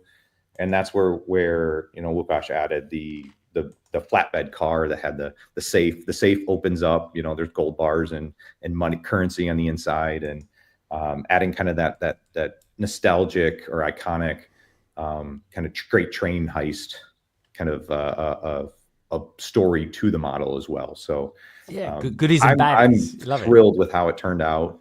The 44 I think is in reference to the set number, because all BrickLink sets are 9100, and then the set's 44. So that's where that comes from. So there's little Easter eggs like that kind of get tied in throughout the set. But I think it was designed so it could be motorized. We can't include electronics or motorized parts in BDP palette, but typically any train designers that are submitting stuff design it so that it's ready to go, so that it can be swapped out. So the tender can be they're out there. Stud City especially. I remember when the Orient Express came out, he was trying to motorize it before he even reviewed it. It was kind of cool. And price per piece count, this set is better than the Orient Express, folks. It really is. And I think people were just a bit shocked, really, how expensive Lego is. Maybe it's hit home because we're post the festive season or something like that. Carrie, do you want to interject with anything at all? Because you at the beginning of your podcast, and it is a really good podcast, folks, so I totally recommend you go over and listen to it. You kind of started off a bit angry, and then by the end of the podcast, you was kind of a little bit more mellow, because you wasn't happy about the people flipping the CMF series, and then you kind of went into the BrickLink Designer Program. But what's your feeling? And do you think, or do you feel that it would be kind of more helpful for BrickLink to include a more budget set in their series? Definitely, they need to have one per wave that people can feel like they can get involved and not break the bank. I think that being missing this time has definitely exacerbated the problem of they look expensive. We came down on the side of they were too expensive for us. There was, I think, one that we wanted to get that we probably won't now, because it doesn't seem quite right. But there was also quite a few in this round that we weren't actually personally interested in. Yeah. I think the one that we found most intriguing was the one that goes with like the Lion Knight's Castle. So encampment, because I think that's grown in size. There's more minifigs and things. So it was a smaller project, and it's now a lot bigger. And it's just a lot of money for what Ian refers to as like an accessories pack, essentially, because it's not a set in itself. If you got that, I guess you could play, but it's clearly intended to go with another set.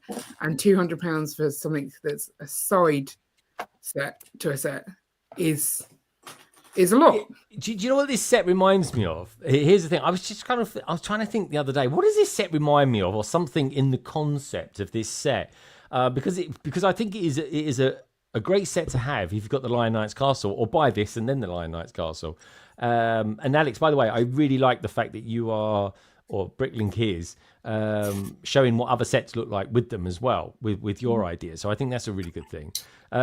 But this kind of reminds me, Stud, if you're still out there as well, I want your opinion on this. This is almost like what the Star Wars set that came out yonks ago, called the Assault on Hoth. And it was basically, they came out of a UCS set. I think they were just having a bad couple of weeks or something, the designers. Let's just bring out loads of stuff about Hoth. But nothing sort of massive and meaningful. No AT-AT, or I don't think it was even an AT-ST. But there was, if you wanted something about Hoth, that was the set to get. And I kind of think this kind of reminds me of that. But there's a lot going on here. Like, how many pieces is this? So 2,500 pieces, 18 minifigures. Alex, is BrickLink making a point of putting in like loads more minifigures in these sets? Because I really, really like that. I don't know that we're making a point to add more minifigures just across the board, but it's adding more minifigures where it makes sense. I think kind of Lost City was a good example of this, where was a bit. You're kind of exploring an abandoned lost city, and there's just the 2 minifigures that do that. I think it probably ruffled a few feathers that there were only 2 minifigures in for a set that price, but from a theming standpoint and a story, it kind of makes sense. But yeah, for Siege Encampment, we looked at it and said, there's the rules for the submission guidelines, where you can only have a certain amount of minifigures per part count.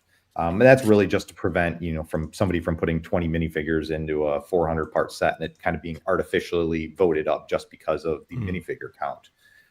But then, those rules kind of all go away once we get past the design, or once we've selected the finalists. So yeah, because it is a siege camp, it needed to be a lot more lively. It needed to have, you need to have enough minifigures to push the siege tower around. There's space for four minifigures to push the siege tower. You're going to need knights for on top of the siege tower. You need archers.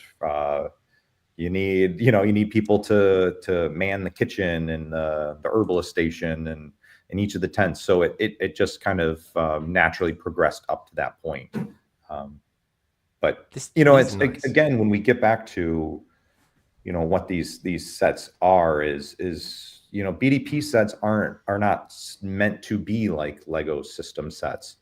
They're meant to be kind of unique in, much like we were talking about Logging Railway earlier. It would never make sense for the Lego group to make a sense like that for the main line. This is a cool, unique thing as a one-off that we can do.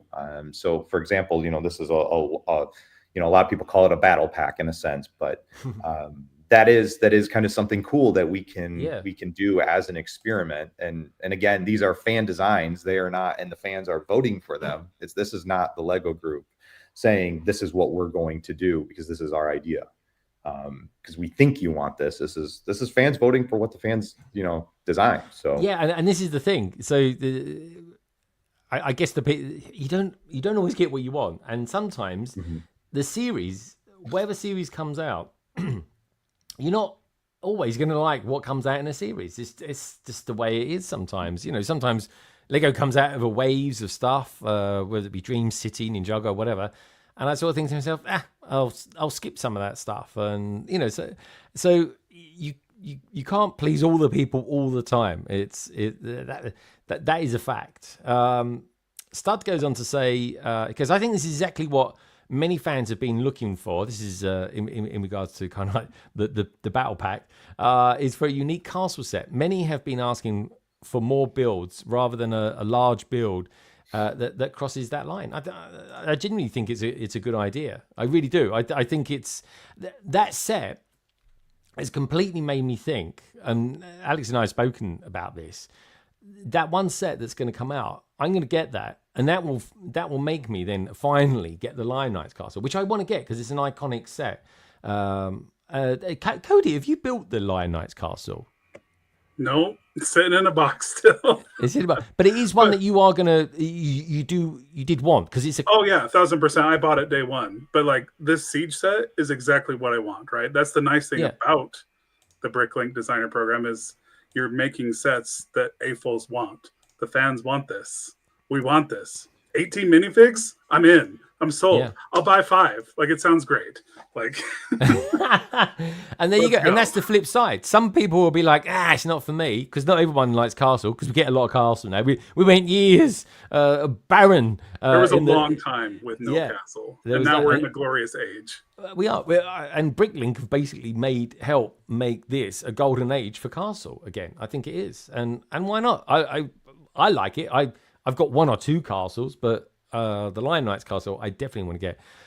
Gaz, what's your feelings on this? Because you like a little bit of medieval stuff, and the unique angle that your channel comes in at is that you collect scenes. You like scenes for your Doctor Who stuff. So what do you think of this BrickLink designer series and maybe this set? Because this is probably one of the more controversial sets that's ever been around. I mean, I quite like the idea that it's kind of reminiscent of like when Castle was out before. You used to be able to get all those sets, like you could get like the battering rams or like the catapult that would like accompany the main castle build that you'd have at the time. So you'd have like that, and maybe have like a bit of a castle wall. They went through a series, I think, there was one blacksmith on like a castle wall, and then there's another bit that came with the catapult as well. So it's kind of reminiscent of that. So I think it's nice that there is something that does cater for that for people. If you are fans of Castle, I wouldn't get this myself just because it's a lot. It would be, if I was doing like a scene, it would be a lot for me to set up. So I am thinking on the slightly lazy side on that perspective. But the other one, is it the Market Harbour one? I do think that was a really nice one, but I do also agree that it's nice to see these next to official sets as well. So like this, seeing this next to the Lion Knights Castle is really, really nice, because then it just sparks that thing in your head that, oh, actually maybe I could use this and could make a brilliant scene or medieval scene. So yeah, I quite like that there's the options out there for people. But maybe going back to what Carrie touched upon as well, if there was a version of that was just a little bit smaller, just so maybe more Castle fans could get it who maybe couldn't get the Lion Knights Castle, just so then they could. Because I mean, they could get the harbour set as well. I'm going to spend it in someone else's money now. But because I think that looks really, really lovely. So if you had that and maybe like a slightly smaller version of the battle set, then that'd be really nice as well. So I don't know. I think it's just, but then again, yeah, it's. Well, that's one of those people sets. Some of the time and all the rest of it. So that's the thing, isn't it? You can only modularize things so much. It's a bit like the trains. I wish, Alex, Lego would sell trains, but separate carriages and things like that. I genuinely think it would do okay. I really do. Used to years ago. Yeah. Oh yeah, they used to just sell the individual train cars when they had that like train builder thing. Yeah, that'd be great too. It's so good, isn't it? Yeah, and different track radii and all the accessories that go along with it. Exactly. Yeah, we could do with some more track. I mean, I'm designing a track for my city. And I'm just throwing it out there, Lego peeps. It's a bit limited out there what Lego does for track, to be honest. You've got about 5 choices of bits, and that's it. I can see why a lot of people go down, I think it's called Tricks Bricks and stuff like that. I want to try and sort of stay with the Lego brand for now, at least as where track's concerned anyway. Brad, what about you with your city? Just kind of changing gears a little bit as we're talking about trains. You've got a train going around your city, have you, Brad? Kind of. So what I did was I have one of the trains, but it's underneath the city. It doesn't go around. It just goes like back and forth. Because like I find the trains, I love Lego trains, but they take up so much space when you have a corner. It just and I don't have a very large city. I live in an apartment building, so my city's relatively small. So I have to try and fit as much in there as possible. So it's really funny. My train track is it's suspended from the table. So the base plates, the 16 by 16 road plates, are actually what are holding it on the table. It's just freestanding. So it's very fragile. It was funny. Duck Bricks was here a couple months ago, and I told him, I'm like, this is really, really fragile. And he touched it ever so slightly, and then the train started to fall. Oh, he's like that. He's like that, Christopher. He's so naughty. Yeah. It was so funny. But what is it? Every time I watch your videos at the moment, you keep smashing up bits and pieces of your city. Oh yeah, the last couple year or two, I just been completely redoing the city, which has been a lot of fun.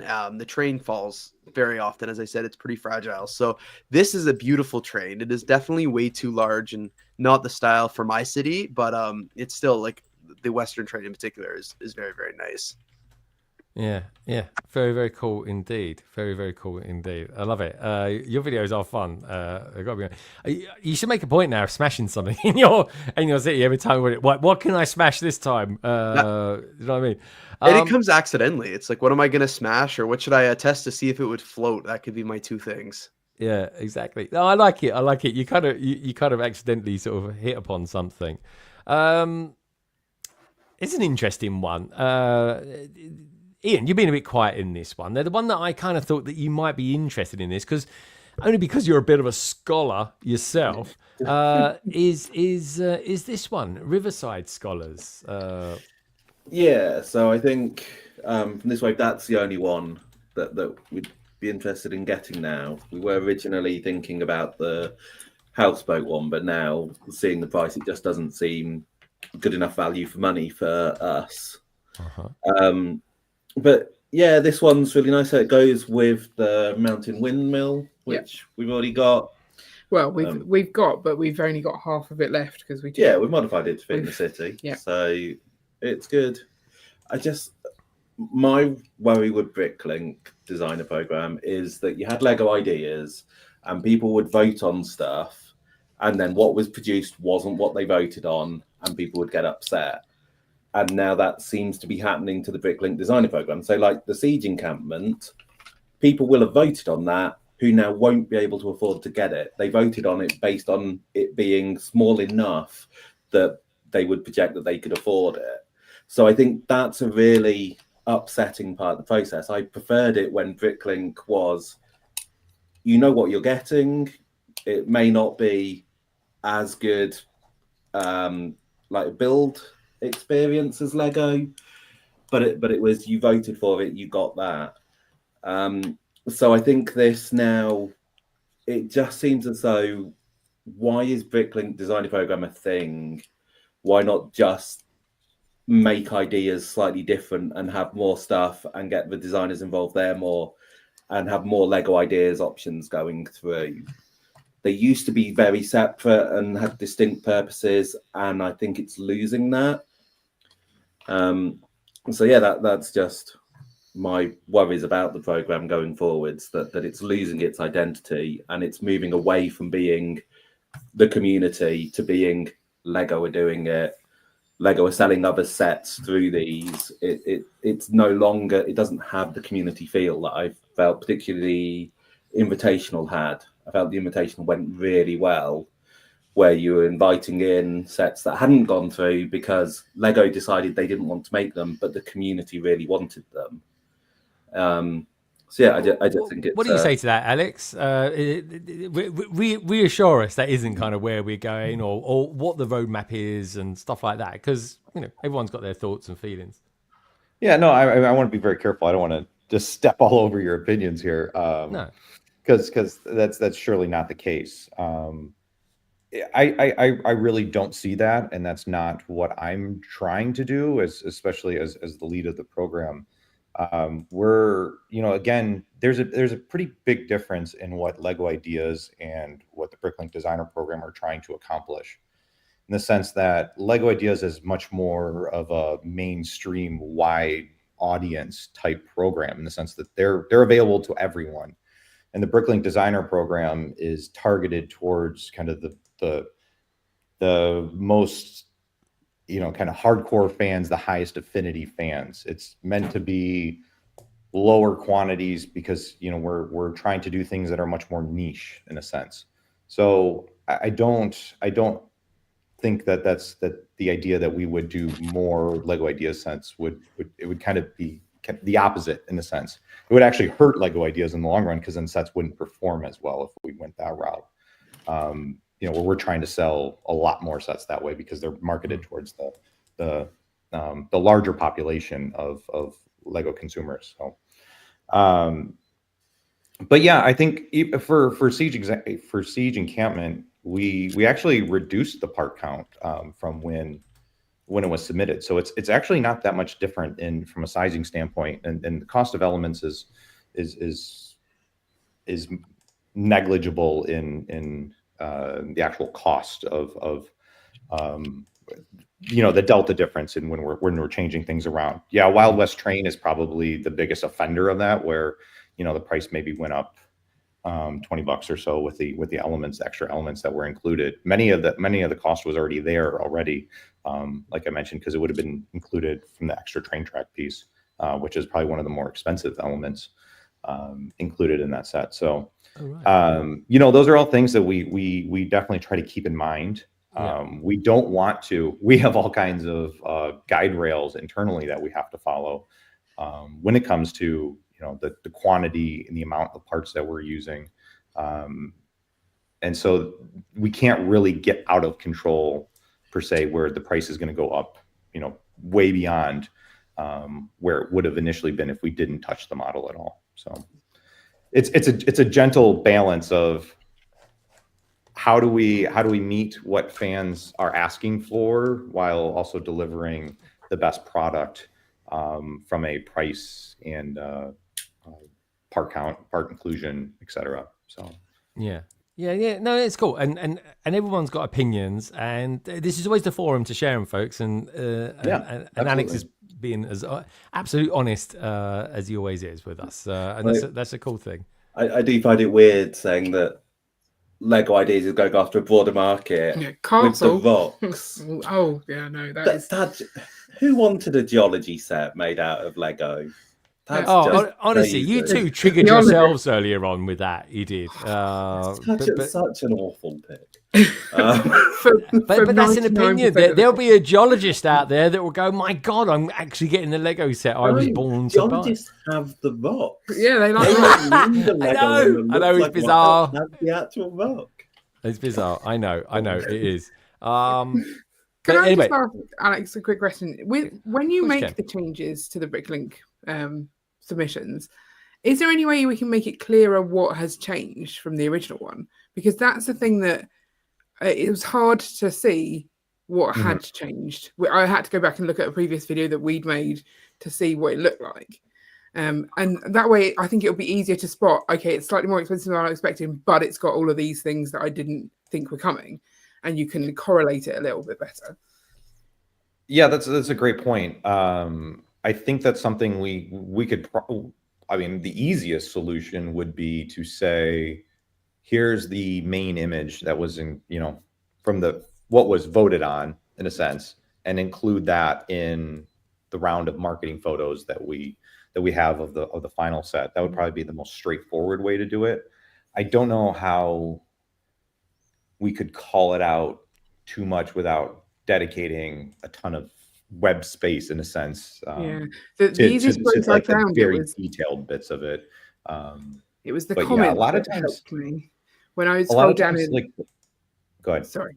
When I scroll down in the comments, people would go, "Oh, this has got way more minifigures than I was expecting." That was where people were spotting it and adding it in, and that was helpful. But I think if it had been higher up on the web page, that might have made it easier. Mm-hmm. No, and that's great feedback. I think we could definitely do, part count, and here's where we added a little bit more detail. Sometimes it's not quite as easy to see. So, for example, the Wild West train, there's a good amount of elements, very small elements, hidden inside the water tower, just to make that build a lot more stable than what it originally was. So you might not necessarily see all of them, but if you ever do build it, or if you look at the instructions, you'll be like, oh, yep, that's where a lot of elements went to make that relatively repeatable and easy to assemble. Because we do, while we are still targeting the highest affinity fans, we do mean to make sure that they are repeatable in a good quality build experience, because I think that's something where there's been a big step up from the 2021 Invitational, where you had mentioned that there were Lego Ideas models that were invited to participate in BDP, and one of the biggest challenges we had with that is manufacturing Lego Ideas sets is very difficult in their current format, just because they were never really designed to be built, if that makes sense. They're more designed to look nice in a photograph, or like a mock you might take to a convention. Having somebody else replicate and build that, they could be very fragile, and so they're not actually designed to be manufactured from the very beginning. That's something where that's been a big change, and it's greatly improved the build process for Series 1 moving forward sets, is that they're actually designed to be built from the get-go. And we see, I think it's 20% of is it 20? I'm blanking off the top of my head if it's 20% of submissions or 20% of finalists so far have been past Lego Ideas models or submissions. Oh, wow. So we're still kind of operating in that space because, you know, you might have a model that maybe Lego Ideas says, oh, this is too niche for us to make a mainstream set, but it'll find its success in the BrickLink Designer Program. And Riverside Scholars is an example of that. I think all of Hanwha's sets have been Lego Ideas sets first, were not approved, and then, you know, found success in the BrickLink Designer Program. So I think this is the third in the line of this is the same kind of sub theme as Ocean House from Series 2, and then the Mountain Windmill from the 2021 Invitational. Yeah, I really like this one. This is people might find this quite a bit of a surprise that I like this one, but I think it's a lovely design. It's got I kind of got a bit of a Disney sort of vibe about it as well as a sort of hint of Ninjago, but. Bit like a computer game as well, isn't it? You know, some of the really gorgeous designs in those. It's kind of like that. Yeah. But I think, am I right in thinking the guy who designed this originally submitted a Zelda one to Ideas at some point, maybe? Oh, did he? So. Yeah. Was it? He might have submitted a Zelda set, but I know he also submitted the Snow White. I think it was Snow White. Oh yes, because that one was going to be made, wasn't going to be made, and was it? I've just spotted you guys put stickers on these now. That's good to know. Yeah, that's been there. We update that so you know exactly how many are there. You know, it's really the only custom thing we can do. So, for example, for Riverside Scholars, we added 2 stickers to that. It didn't have any stickers in it before. So we did kind of little Easter egg call out. So if you look at the back of Riverside Scholars, one of the back photos or shows one of the photos that show the back of the model, you can see kind of like there's 2 architectural blueprint style drawings. Yeah, that photo. You have to really zoom in. That's on the left hand side. But there's 2x3 tiles that have, you know, kind of hand drawings of Mountain Windmill and Ocean House built into them. I can actually probably grab them off the model here. Oh yeah, there might be that one there. Oh, if you got the model there, fab.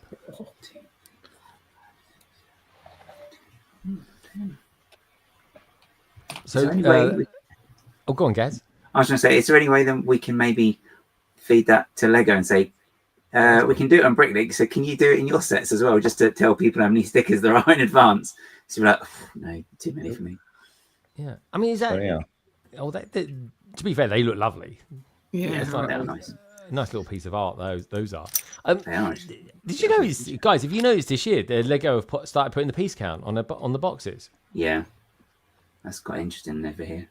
Yeah, I noticed that whilst I was doing my my Lego haul. I was like, this is easy. I normally have to memorize these. Yeah, Matt was commenting it in the shop actually the other day. He was like, they got all these on there now. Look at that. I was like, oh yeah, that's weird. Exactly. Coach to say that's technically 17 weeks of stickers for your. It is honestly. It's cool. I kicked off with Brick Cross this week, and a Ninjago one I threw out there as well earlier on this week as well. Anyway, so do you want to round off things, Alex, as far as the BrickLink Designer Program is concerned, with how many days left and stuff like that? Yeah, so I guess we have a couple models that we haven't touched off on yet, but there's Merchant Boat is another one we're pretty excited about. There's a lot of cool features with this one. One of the things that we did with it is we made it so that the wheels, the water wheels on the side, will move with the boat now. So there's actual tires on the bottom of the boat that will drive the water wheels on the side. So added a little bit of good functionality to it with that. So it's good to see Nicholas have another model make it to as a finalist, and his twin brother also made it through for Series 6. So that's pretty cool. Really, it's twin brother. Yeah. That's really cool. Ian, I had you down as wanting this set, to be honest, and 150. So yeah, when it was announced that this was one of them, this was one that we were definitely thinking about getting, but just not at that price. Yeah, I think for us, we didn't love it enough to spend 150 on it, and it's a harder one for us to place in our city as well. So it was always a maybe depending on price, and I think it was a bit too much. Yeah. Okay, that's fair enough. That's fair enough. I don't know why I just kind of see you two building this one. It's kind of like let's have a look. Hold on, Alex has got it. I think this is another thing for the pictures as well. They don't really give you the size. See, that's big. It's big. It's big. You don't. Yeah, and that's something we've been struggling with. So I'm open to suggestions on how we can do this. Is to best show scale. I think Wild West Train is another one where it's over a meter long. We put the dimensions in the description, but in a photo, especially when we have to, the images that we have are taken for the box art, and so they look lovely. We take, unlike most Lego system sets, we actually have real photographs on the front of our boxes. Just because we don't have to add additional graphics and layering and details to it, where it makes sense to have more of a digital asset. But because of that, sometimes due to making an image fit well on the box art, it doesn't necessarily show scale. So if anyone has any kind of feedback on maybe how we could or what you would like to see, that's partly why we started adding in other sets, kind of show like, it would pair really nicely with this, or you can see how big, Camping Adventure is next to the A-frame cabin.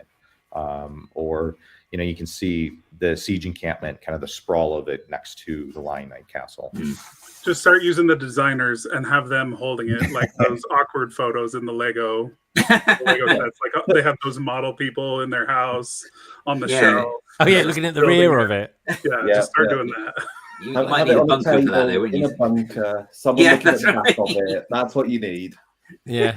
That's it. Yeah, I mean, no one's using the nuclear bunker anymore, so it's got to be cheap to rent out, surely, Alex. But something to give it scale, I think, because that boat looks massive. That is a big lump of Lego you're holding there. Hold it up again. We'll take a screenshot. That'll be your model. That could be the front cover. Yeah, actually, Alex, the lead model you'd be now. Is there like a rowboat with it actually? Because even if you just had like a rowboat next to it, like someone's paddling and like this big boat's coming past them, maybe then that'll be a good way of scale, because they're kind of a set. They're 8 long. I can't remember how long boats are. Yeah, also as well, like Lego quite often, they certainly did it for the Renegade ship. They'd put the kind of schematics of it on there, so you got it on there. But let's see it. There's a rowboat. Oh, there you go. Yeah. There you go. Somebody screenshot that for Alex. That's it. It's Alex. I like it. So I wasn't really interested in that before, but I actually quite like that as being something quite unique, guys. It's quite steampunk, isn't it? Yeah, it's one for the harbour master as well, so it's got that the boaty vibe. I think that's it. I think we've taken quite a deep dive at them and opinions and things. What was you going to say, Alex? I think the last is the Seaside Market too. So indeed. So we've got a intriguing one. This. Tell us a little bit about this, Alex, and I definitely want Cody's opinion on this one. Yeah, so this is one of the interesting things that we've started to do, and honestly, we kind of got to be a little careful too. Is that we're starting to create a little bit of lore in a sense. So we added some things to this model because when Series 4, the palette was available, Medieval Town Square wasn't out yet, and I don't think it was even announced at that point. But by the time we announced the finalists, it had launched. And so what happened is now we have parts available from that set that we can use. So the Harbor Master, one of the changes we made was the Harbor Master is now the tax collector. So we're able to kind of integrate from a story standpoint. So it makes sense with Medieval Town Square and the Lion Knight's Castle that the kind of some of the same characters and are present from set to set. So that helps integrate. But yeah, and then kind of another one of the cool things that we did with the set is Gonza, the designer, BrickFan UI, one of the ideas he had, but he didn't really get it incorporated into the model when he submitted it initially was kind of a modularity aspect of it. And I think that's highlighted in a couple of the photos, in the sense is that, like Ominous Isle in Series 2, you can kind of set it up in different ways, because some people might be putting the model in a layout, and other people might be putting it on a shelf. And with the layout, it might not necessarily work on a shelf. So each of the individual sections come apart, and they can be kind of rearranged, modularized, isn't it? in a sense. Yeah. So they have connection points. Yeah. So you can flip it around. I was going to Bring show it back, too, Alex. Yeah. We can't get enough of this. So that allows you to modify it to say if you want it to be able to be more lengthwise, instead of being kind of like a 2x2 corner, it's now a 1x3. So that allows it to be a little bit more flexible in a sense. But then too, you can have different layouts if you want to arrange it differently. And I believe he's also created other modules that if you wanted to, if you bought multiple, or if you acquired the bricks later, there's different modules that you can add onto it to expand it. Kind of in a sense to, we were talking earlier about, if you want that modularity of saying, well, I just prefer to have the smaller set, I don't want it to be this huge set. Those that want it to be a huge set can make it the huge set. But everyone else can just buy the standard version, in a sense. I do quite like that idea. That's one of the reasons why I quite like the new version of Eldorado Fortress as well, because that was a similar sort of idea, wasn't it? Where you could you had all different modules to make, and you could put them in any order as well. So I quite like the fact that we're getting more of that as well. So, and it's nice to have it in a set like this. I think. Yeah, even as simple as like the dock can be moved around. So the dock is designed in a way that it can be clipped into several different places. You can clip it here, you can clip it over here. There's other sections in the model where it can clip into. So you can hear my wallet crying already. See, that's clever, that is, Alex. And that sort of thing, maybe, market that more or something like that, because people look at pictures, they don't necessarily come to the conclusion of it, and that's the thing. And Gaz, this to me was almost like I'm thinking Eldorado Fortress anyway, because of the water and everything like that, and the modularization of it. But it is obviously an early version of it. And the thing is, one day I'm going to do a mock of London Bridge, but the medieval version of it. So something like this would actually be kind of I don't know. There's inspirational sort of parts of it. I like it. Bonnie goes on to say, I love that. A way of making it your own and incorporate it into your own displays. Very cool. Very cool indeed. Again, got some great figures. Also as well, am I right in saying, Gaz, at the moment on the Build Amiga figure in the Lego stores, you can build these figures, can't we? I think the castle one's the red torso, I think. Yeah. I don't know why my voice did that. Sorry. I think they're quite another one that's quite popular. That's disappearing from the shops quite quickly as well. But yeah, that's some lovely prints on those. Because I think they've got love the another one there. With some sort of tunicky type effect as well. I think. Yeah. Similar to the Wolf Pack, but not branded Wolf Pack. I think so. Okay. Yeah, some nice stuff. Got a question for you, Alex, from the chat. Helena. She asked, London Bridge Bricks, could you ask Alex which sets he will have at Brickvention next week, please? Series 4. Series 4. So it will be all these. Yep. Is that Snowlena sneakily asking if she can build one, maybe? Yeah. I'm curious, Snowlena, what's your favourite out of these 5? Have you got a favourite that you particularly like? Let us know. That was a really cool overview, Alex. I'm really glad you had some to show us as well. That was very, very cool. Loving that. I'm just the Wild West train. I am not into Wild West whatsoever. Don't get many cowboys in England, let alone London. Well, you get a few in London, to be fair. But I'm really excited about this. Love the story, love the design, love the colours, and I think it will complement the Orient Express really, really well because it's that dark red, whereas the Orient Express is dark blue. So I think it works really lovely, and I think that will look brilliant coming in on a brick cross station, or maybe even a stud gate out there as well. But yeah, otherwise, Alex, thank you for showing us around Series 4. One quick last thing. I don't think we talked about this when we were talking about Siege Encampment. Well, yeah, tell us. So, what the difference in fractions are for that.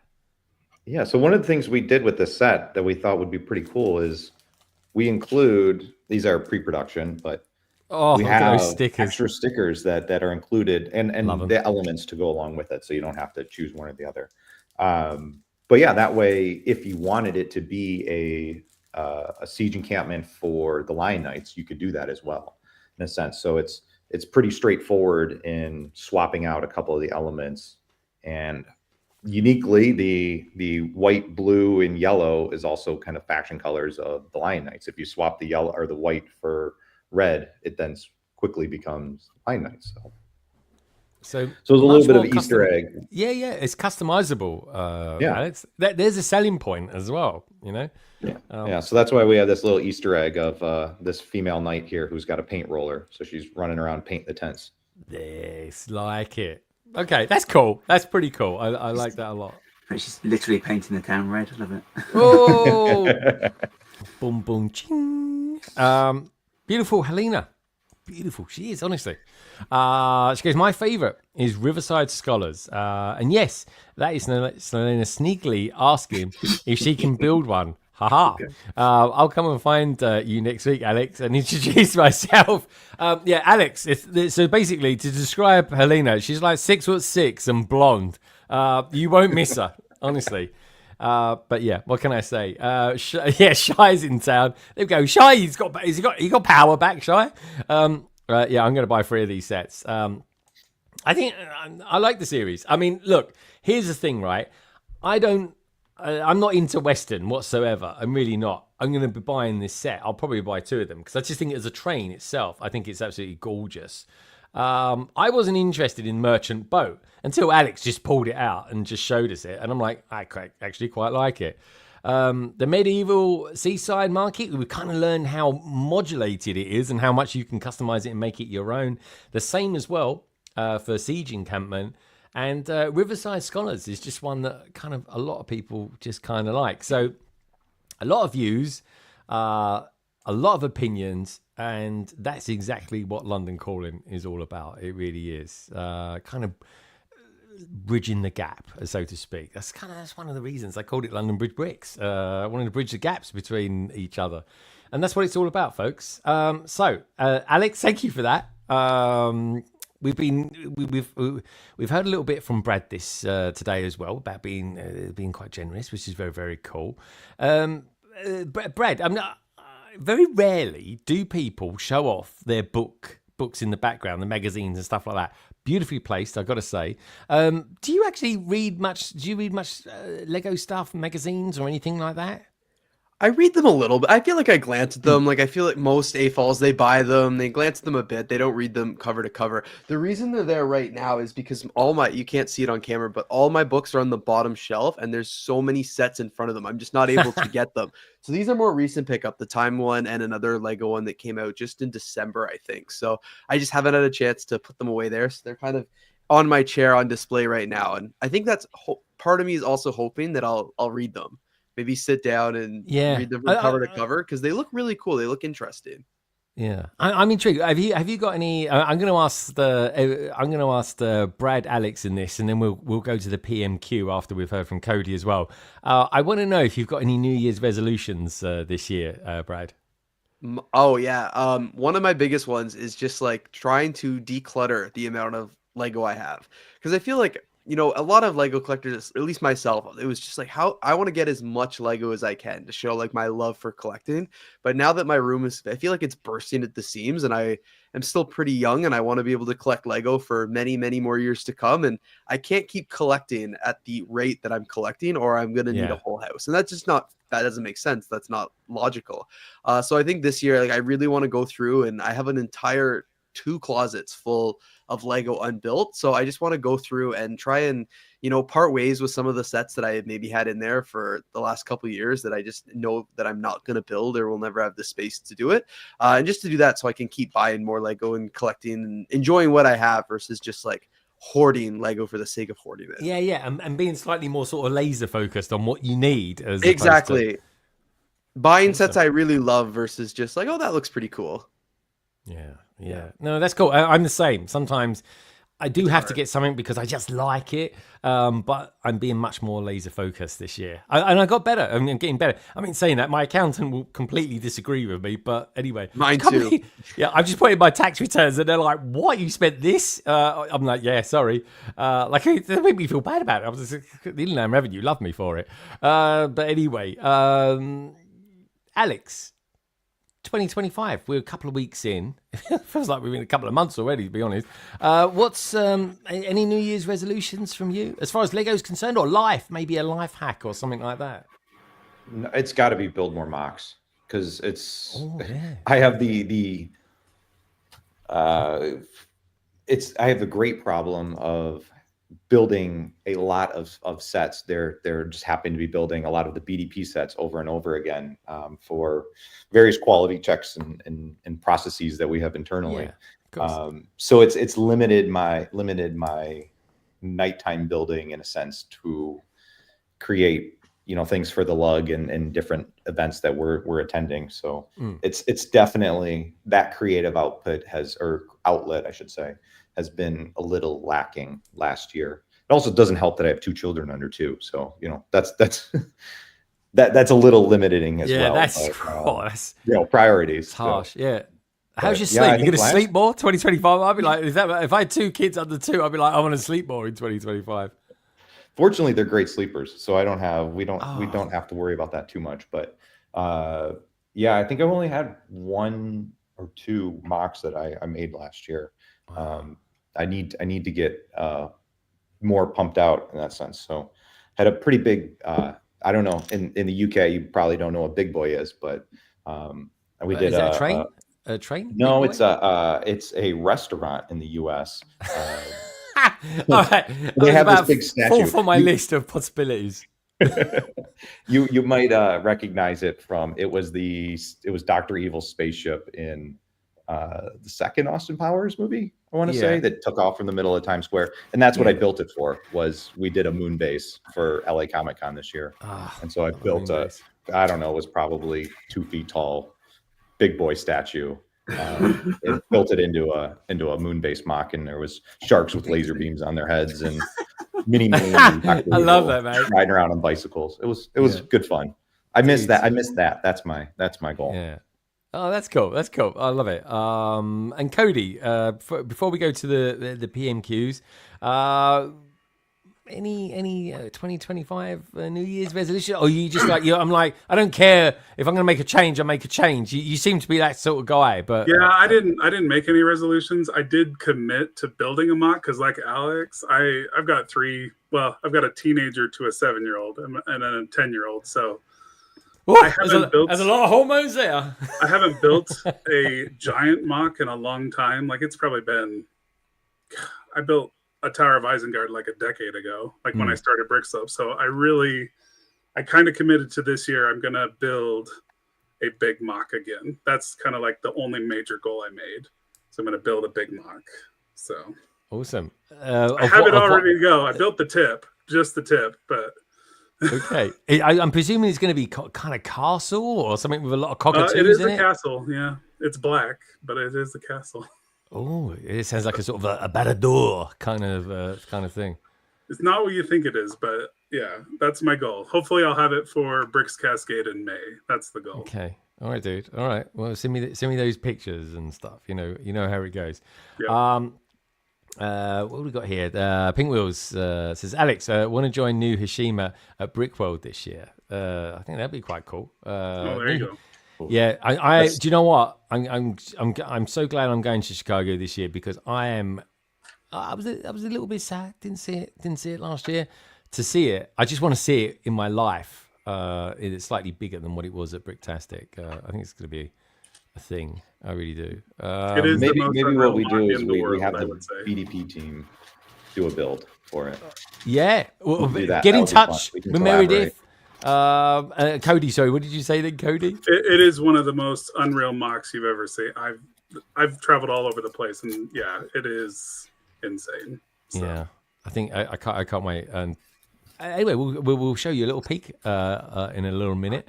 Brad, you didn't go to BrickWorld Chicago this year or last year, did you? Me? Yeah, I was there. Yeah. Yeah. What? I don't think we met, I not though. see you? We never met. I don't know if we knew each other at that time. I would have known you though.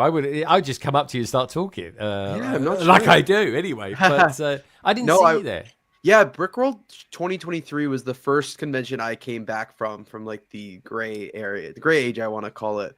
Yeah, BrickWorld is a staple. I'll be there again next year. Unfortunately, I already know I won't be able to make 2026 because I have a friend's wedding in Italy. So still a great option to miss if I have to miss it. But yeah, I'll definitely be there this year for sure. Oh yeah, no, I'm there this year. I won't be in 2026, but I will be in Melbourne in 2027. You heard that right there, Helena. I'm going to be trying to get to Melbourne in 2027. Right, okay, you lovely lot. Now, don't forget to give the stream a thumbs up. Everybody who's in the panel tonight, all your details are down in the description below. Check out the survey.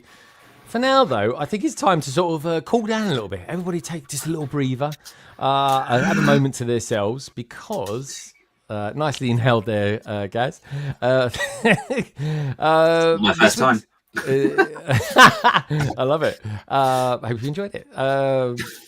Anyway, something you've got boys and girls out there and everything in between will enjoy is this week's PMQ, panel members question, that comes to us from the gorgeous, he really is. He's growing a pretty good beard. It's not quite, it's kind of a little bit more than what Alex has got, but obviously not as much as what Cody's got. He's kind of in there. But he's flying the flag for Bristonians. He really is. And that is the beautiful Luke Triton, who comes to us this week asking us, and you lot out there in the chat, the following question.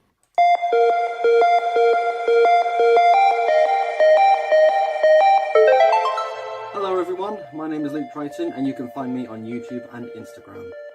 This is my question for Greg and the London Calling panel. So have you ever been building a line of sets, or more so a mock, and you think to yourself, I wonder if there's any sets out there that could really go towards this? You go online, you discover what sets exist, and you think, that's perfect, I'm going to get one of those. You go to buy it, and it's retired. My main question is, has there ever been a retired Lego set you have had to hunt down? And with that, it's back to you.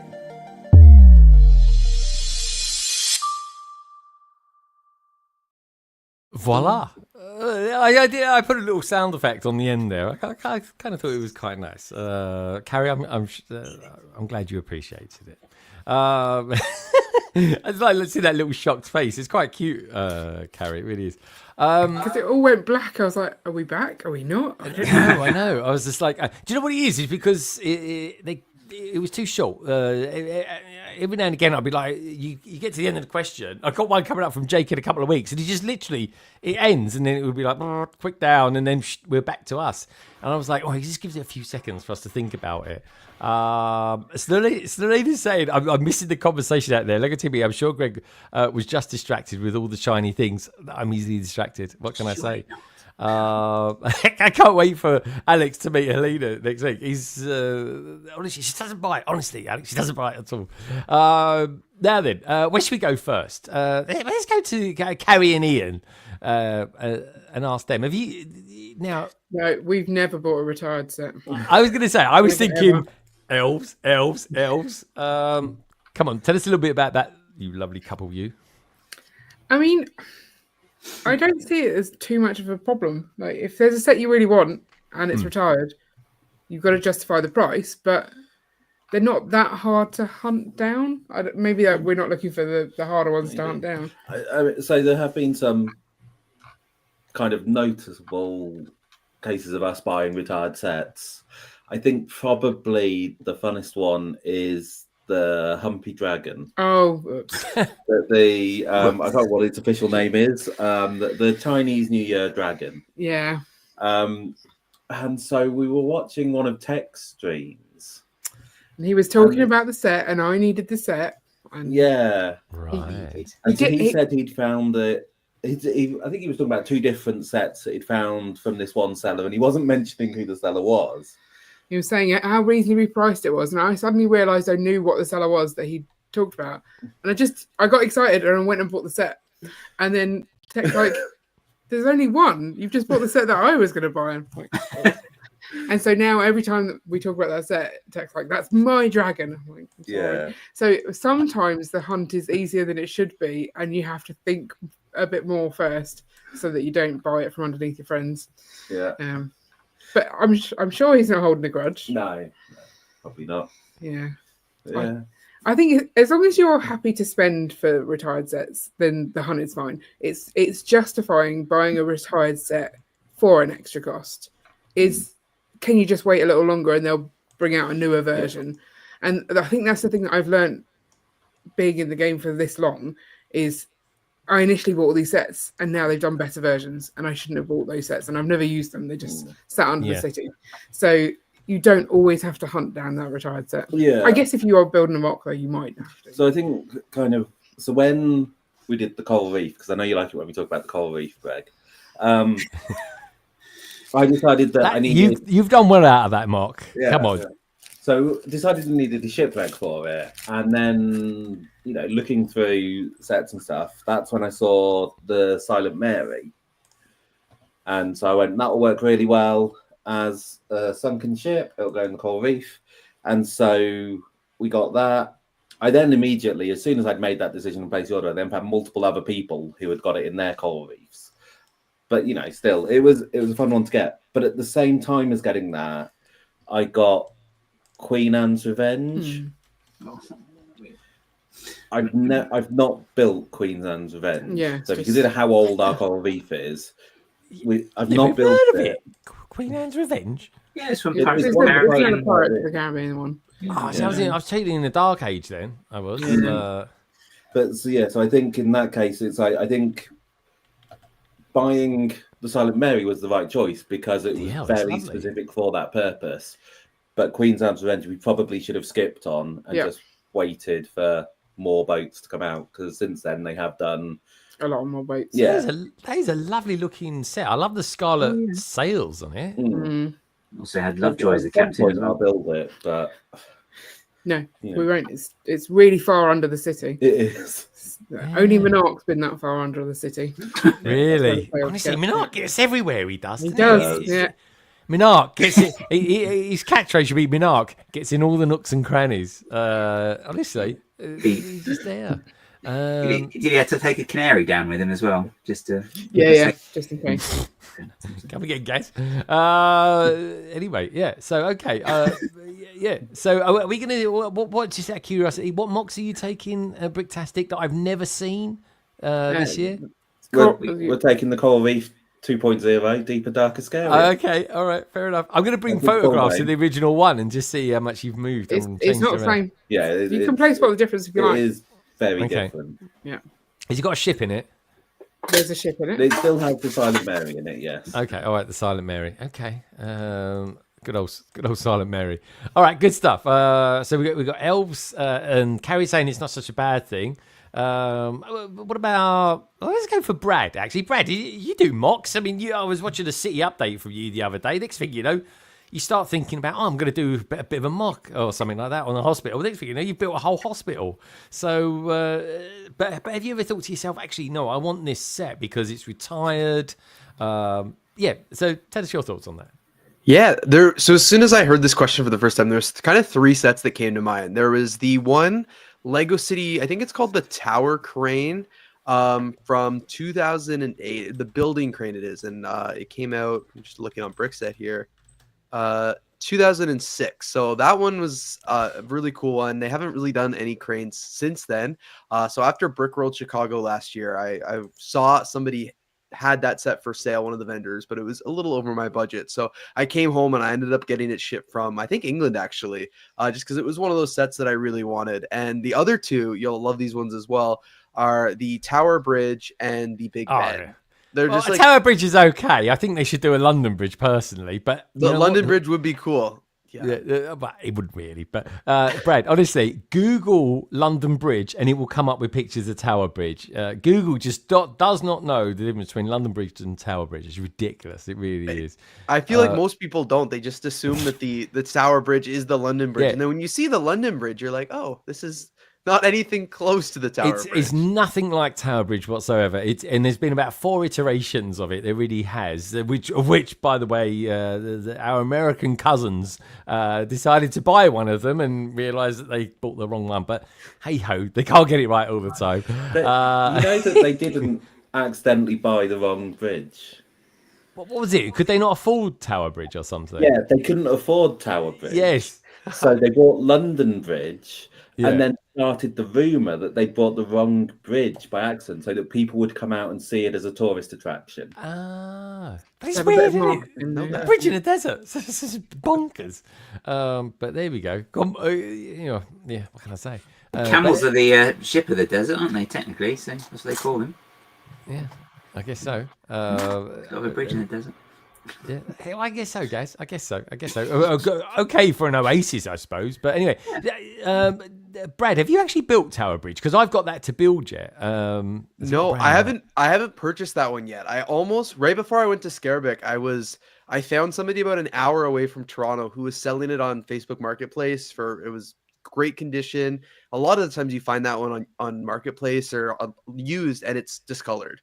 I've seen several really discolored models and I'm not going to pay the money for a set that doesn't look as good. Like I'd rather pay a little bit more to get one in great condition. So finally found this guy.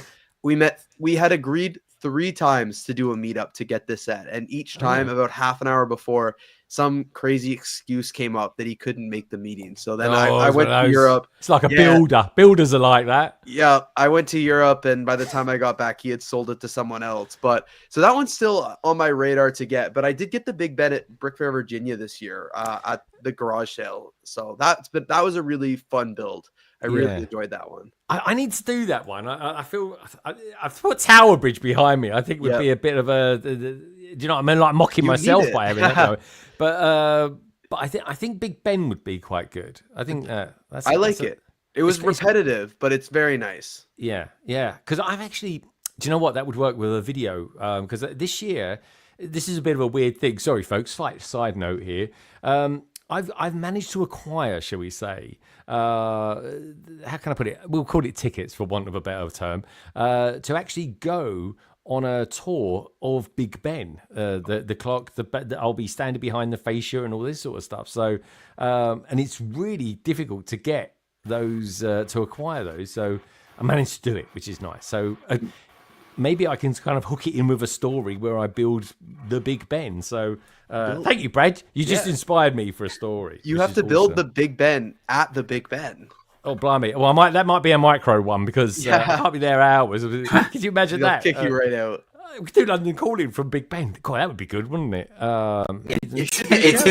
Until the bell strikes, you'd be like, oh! Exactly. Yeah, I'd put my muffs on my ears and all sorts of things, guys. You can do the one from the postcard. Yes, I got it here actually. There we go. There we go. Never far from the London postcard. There we go. That one there. I've done a video on that as well. It's kind of cool. But yeah, these are good, these little postcards.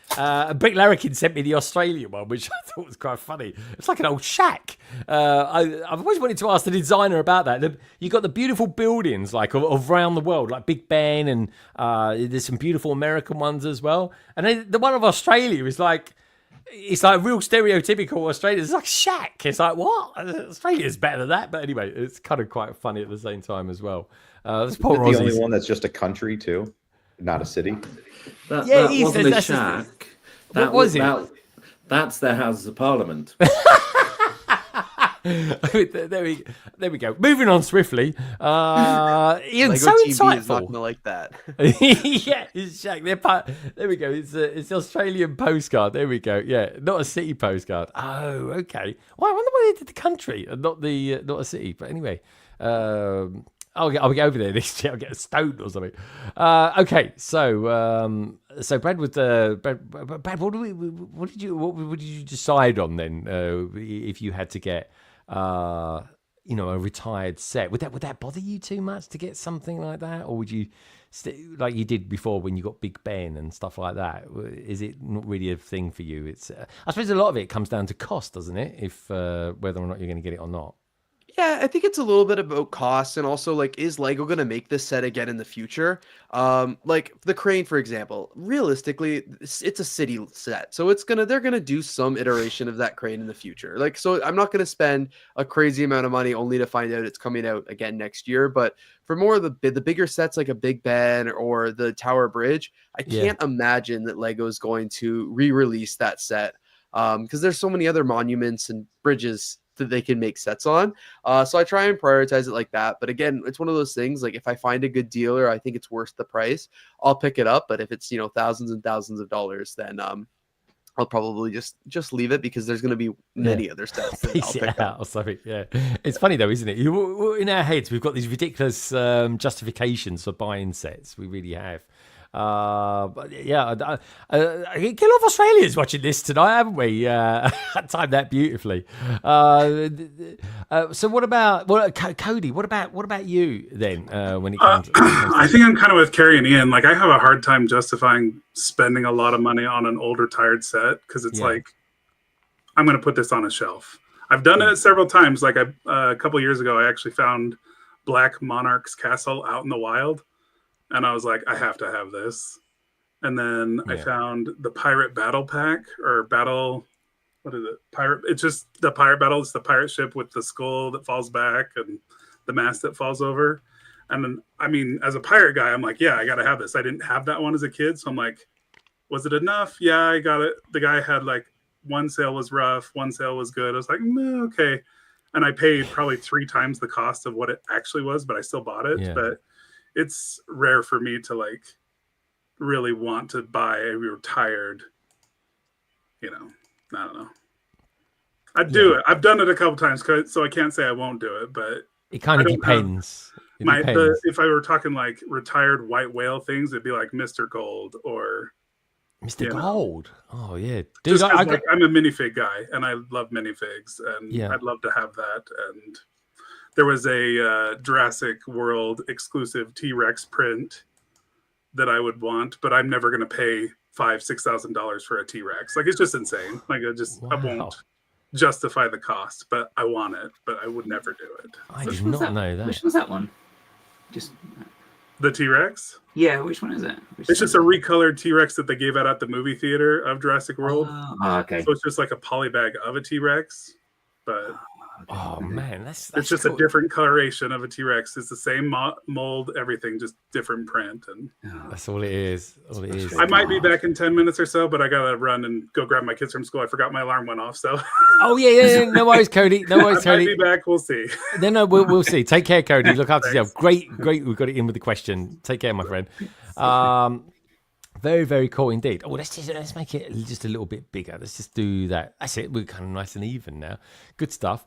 Right. Okay. Now, all right, that said, my grid's just gone to hell. No, I don't know who I've asked and who I haven't. Alex, did I ask you? I'm trying to think of what it would have been. I know probably the only retired Lego set that I didn't have when I came out of my dark ages that I absolutely needed was Krennic's Shuttle, just because I wanted K2SO and Krennic. What a set. And I was able to acquire a used version of it, very reasonable compared to what it should have been. So that was a good one. That's one of my favorites. It's such a beautiful ship and some great minifigures in that set. What a span! Look at this. I can do this. Yeah, now. right. Now I've got a bit of depth to my field. Look at that. It's just beautiful. And like you say, the figures and those Death Troopers. I mean, how good are they as well? Yeah. Oh, they have the special pauldron where the Battle Pack ones didn't have the fabric. Yeah. I forgot about that. Yeah. Yeah, this is an expensive set. Great build, Technic body on it, or Technic chassis with a great frame rack. But yeah, Krennic. And I'll tell you what, the price of this is only going to go up because you've got Krennic, who's going to be in the new series of Andor again. So there we go. I'm very excited for that. But I think the only thing that I haven't purchased yet, and this is Lego adjacent, that I didn't purchase. I didn't end up purchasing, but I was really close to doing it. Was years ago, there was an employee gift for, I think it was the model designers. They were, and they've since made it into Costco, but it was the roller luggage that had it was a 2x3 brick roller luggage, hard luggage case. And there were a few of them online and, on eBay or something like that. And I was like, I really want one of these. And I couldn't justify it because I think they were like $300-$400 at that point. And when I went to Billund this summer, when I went to the employee store, they had one still. Wow. Like in the back. And so I actually have a black one now. So, and that's even rarer in the sense that it's black. Most of the ones that are out now are red or yellow. So I was pretty excited that I didn't go the expensive route. So yeah. I think that's cool. That's a good story as well behind it, which I think is kind of cool.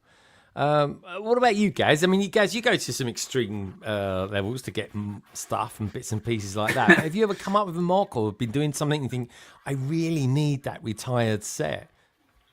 Not really for mock. I've done that for figures actually in the end because I tend to like when you've got like a collection of figures. So, for example, like the Fellowship of the Ring.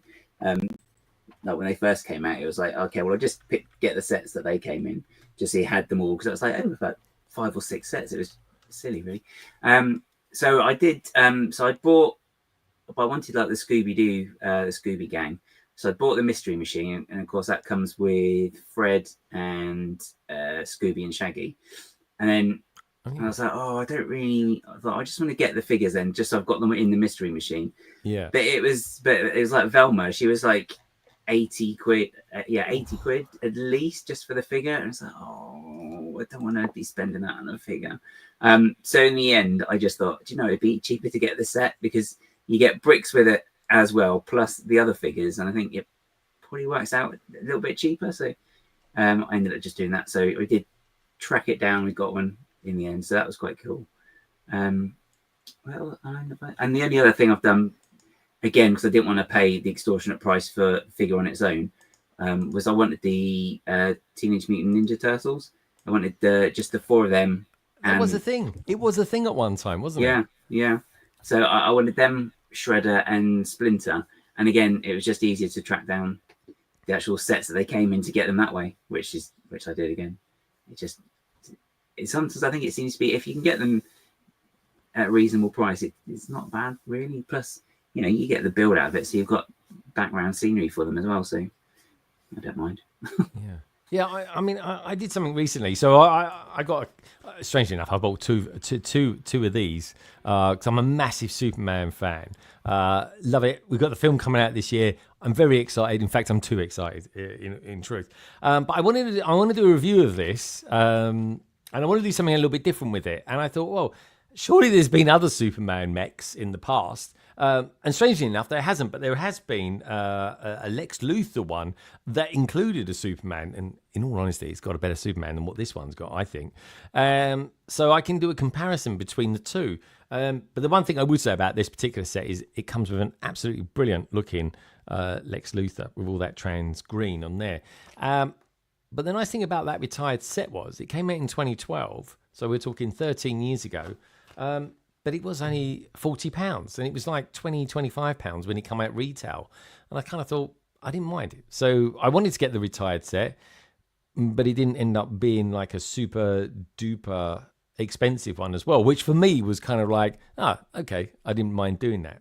So anyways, okay, we pretty much heard from everyone on the panel, including Cody as well. Let's see what the chat's got to say about it, but let's have that PMQ just once more. From the gorgeous Luke.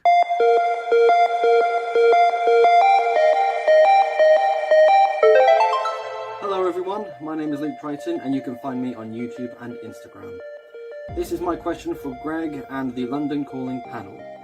So have you ever been building a line of sets, or more so a mock, and you think to yourself, I wonder if there's any sets out there that could really go towards this? You go online, you discover what sets exist, and you think, that's perfect, I'm going to get one of those. You go to buy it, and it's retired.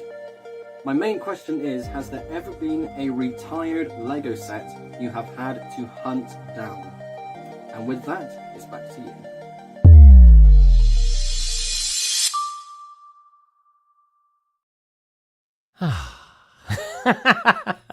I'd like to put a little graphic in there of you, Carrie, going like that. That'd be quite cool. I like that. It's got very dexterous thumbs. She really has. And don't forget, give the stream a thumbs up.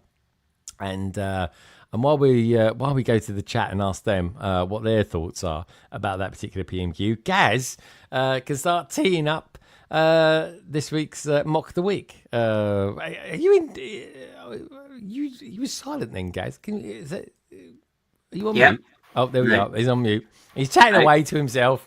Anyway, there's a subtle hint, Gaz. You know. It's already ready. I just got okay, good stuff. Good stuff. Right, okay, so where should we go? So Brixaplorum says, it goes, the most recent retired set I picked up was set 6980. Blimey, that is an old one. Galaxy Commander. Is that the command center, that one, guys?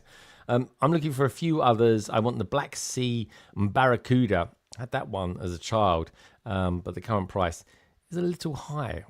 Guys, have we got the Black Pearl coming back as well? That's a yes, rumor. Yeah, we've got that one coming allegedly. So yeah, it'll be interesting to see what they do with it, because they had, it was a decent one. They came out before, but it wasn't quite right in that, like in the back of the hull where they cabinized, they only had 2 windows, and it's like in the actual film it's got 3 on one side. So it's just, you know, for the fans who actually know the film and love the films, it's like, it's wrong, it's got 2 windows, it should have 3. So be interesting to see how they solve it. Yeah. No, that's cool. That's intriguing. Yeah, but I mean, that said, though, I mean, I've seen the actual build of the boat from, Barracuda Bay. That's the one. I can see that we could just do something that sort of size and get a decent ship. Plus, it'd be good to get the boat parts in black again. The whole piece of thing. To be fair, we will in the Endurance, won't we? We could use those sort of parts.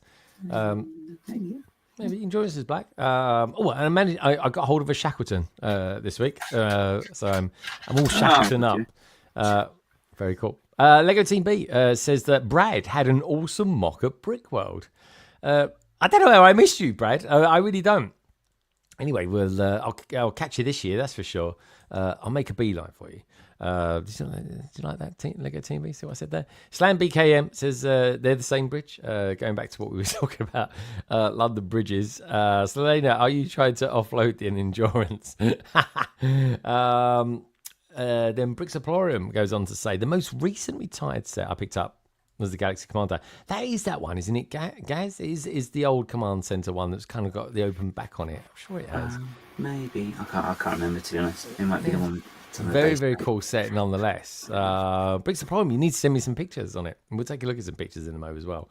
And I think that there is Matt Mellish. Matt the Mellish. While I used to buy many more retired sets from eBay when I was a kid, I now hardly ever buy any, aside from getting a good discount on them at conventions or off the Facebook marketplace as well, which is very good. Fair enough. It really is. Christopher goes on to say, we just bought the Ninjago Tempo of Air Jitsu. That is a kind of a set I wouldn't mind getting. And a friend of ours in our lug sold it to us for what it was listed for. Hashtag white wow. Amazing. I got my white wow this week. I say this week. In the last few weeks, Brad. I got a brand new sealed Ghostbusters HQ. Brilliant set. Can't wait to build that. That's awesome. Did you get a good deal, or was you just splurged? I've got to be honest, it was a phenomenal deal. It was that's awesome. Phenomenal. It really was. It was, I mean, it retailed at £300. You could quite easily spend £1,000 on it. I wasn't anywhere near that. I wasn't even halfway up there. It was so great. Good. I could not pass it up. It really was. The Galaxy Commander is a classic spaceship with dual cockpits. Oh, I know the one. That goes really well with the latest Blacktron set that's come out. Mayo says, never had to hunt down retired sets because he really likes these retired kind of old retro stuff. Sets that were for sale when I was alive and had money. If they're retired, I let them be instead and clean into the past. Flagships of my Lego City are retired town sets. Simon says that Galaxy Commander is a classic space big set in white with splits into 3 segments. Oh, that's cool. I'm going to have to look that one up. Delicious Foods says, I recently picked up the Icons mech with the green space guy. Oh, yeah, that's a good one. Gaz, have you got the green space guy? No. No, I had a look. I've had a look at the torsos. And I'm all right to wait for a bit, I think. See if they come down in price. I've got the hat for him. Space hat. And I think I've got jetpacks for him, maybe. Very cool, very cool. I tell you what is very cool as well. We can go back to having a nice even panel again now because Cody's back already. I can't believe it. He's back in super quick time. Have his kids moved school? I don't know. But anyway, faster than the speeding bullet. It's faster than the speeding bullet. Is it a bird? Is it a plane? No, of course. It's Cody. Hello again, mate. School's only half a mile away. The question is, will they leave me alone long enough to do this? we will see. We will see. I can see the light at the end of the tunnel for the stream, mate. So don't you worry. There's thundering going above here. So wow. Really? Okay. Oh, good stuff. ClickBrick works. Says Ghostbusters HQ was near my office in New York City. You dirty rat. When I worked at the Tribeca back in the day. Good stuff. I love it. Cody's saying, Amalu.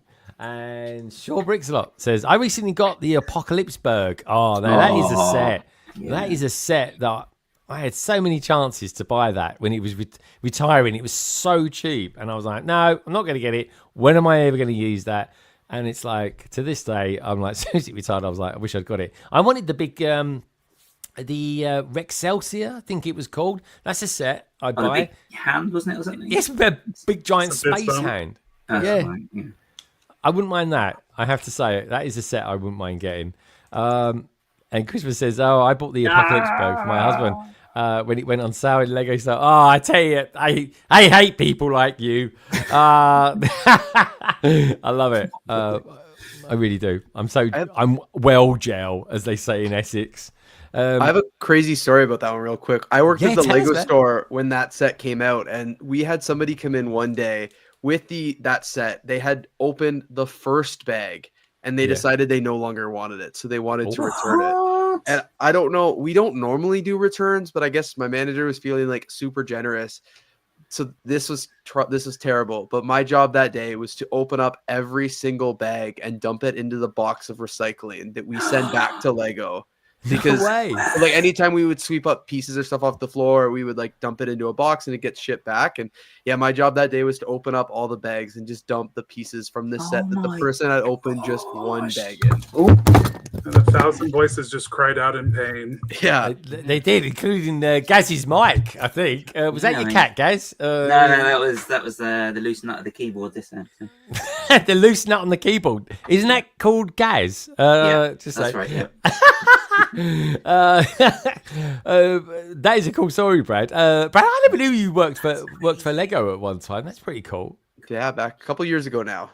Yeah. Oh, right, good stuff. Crazy. Why would I do that?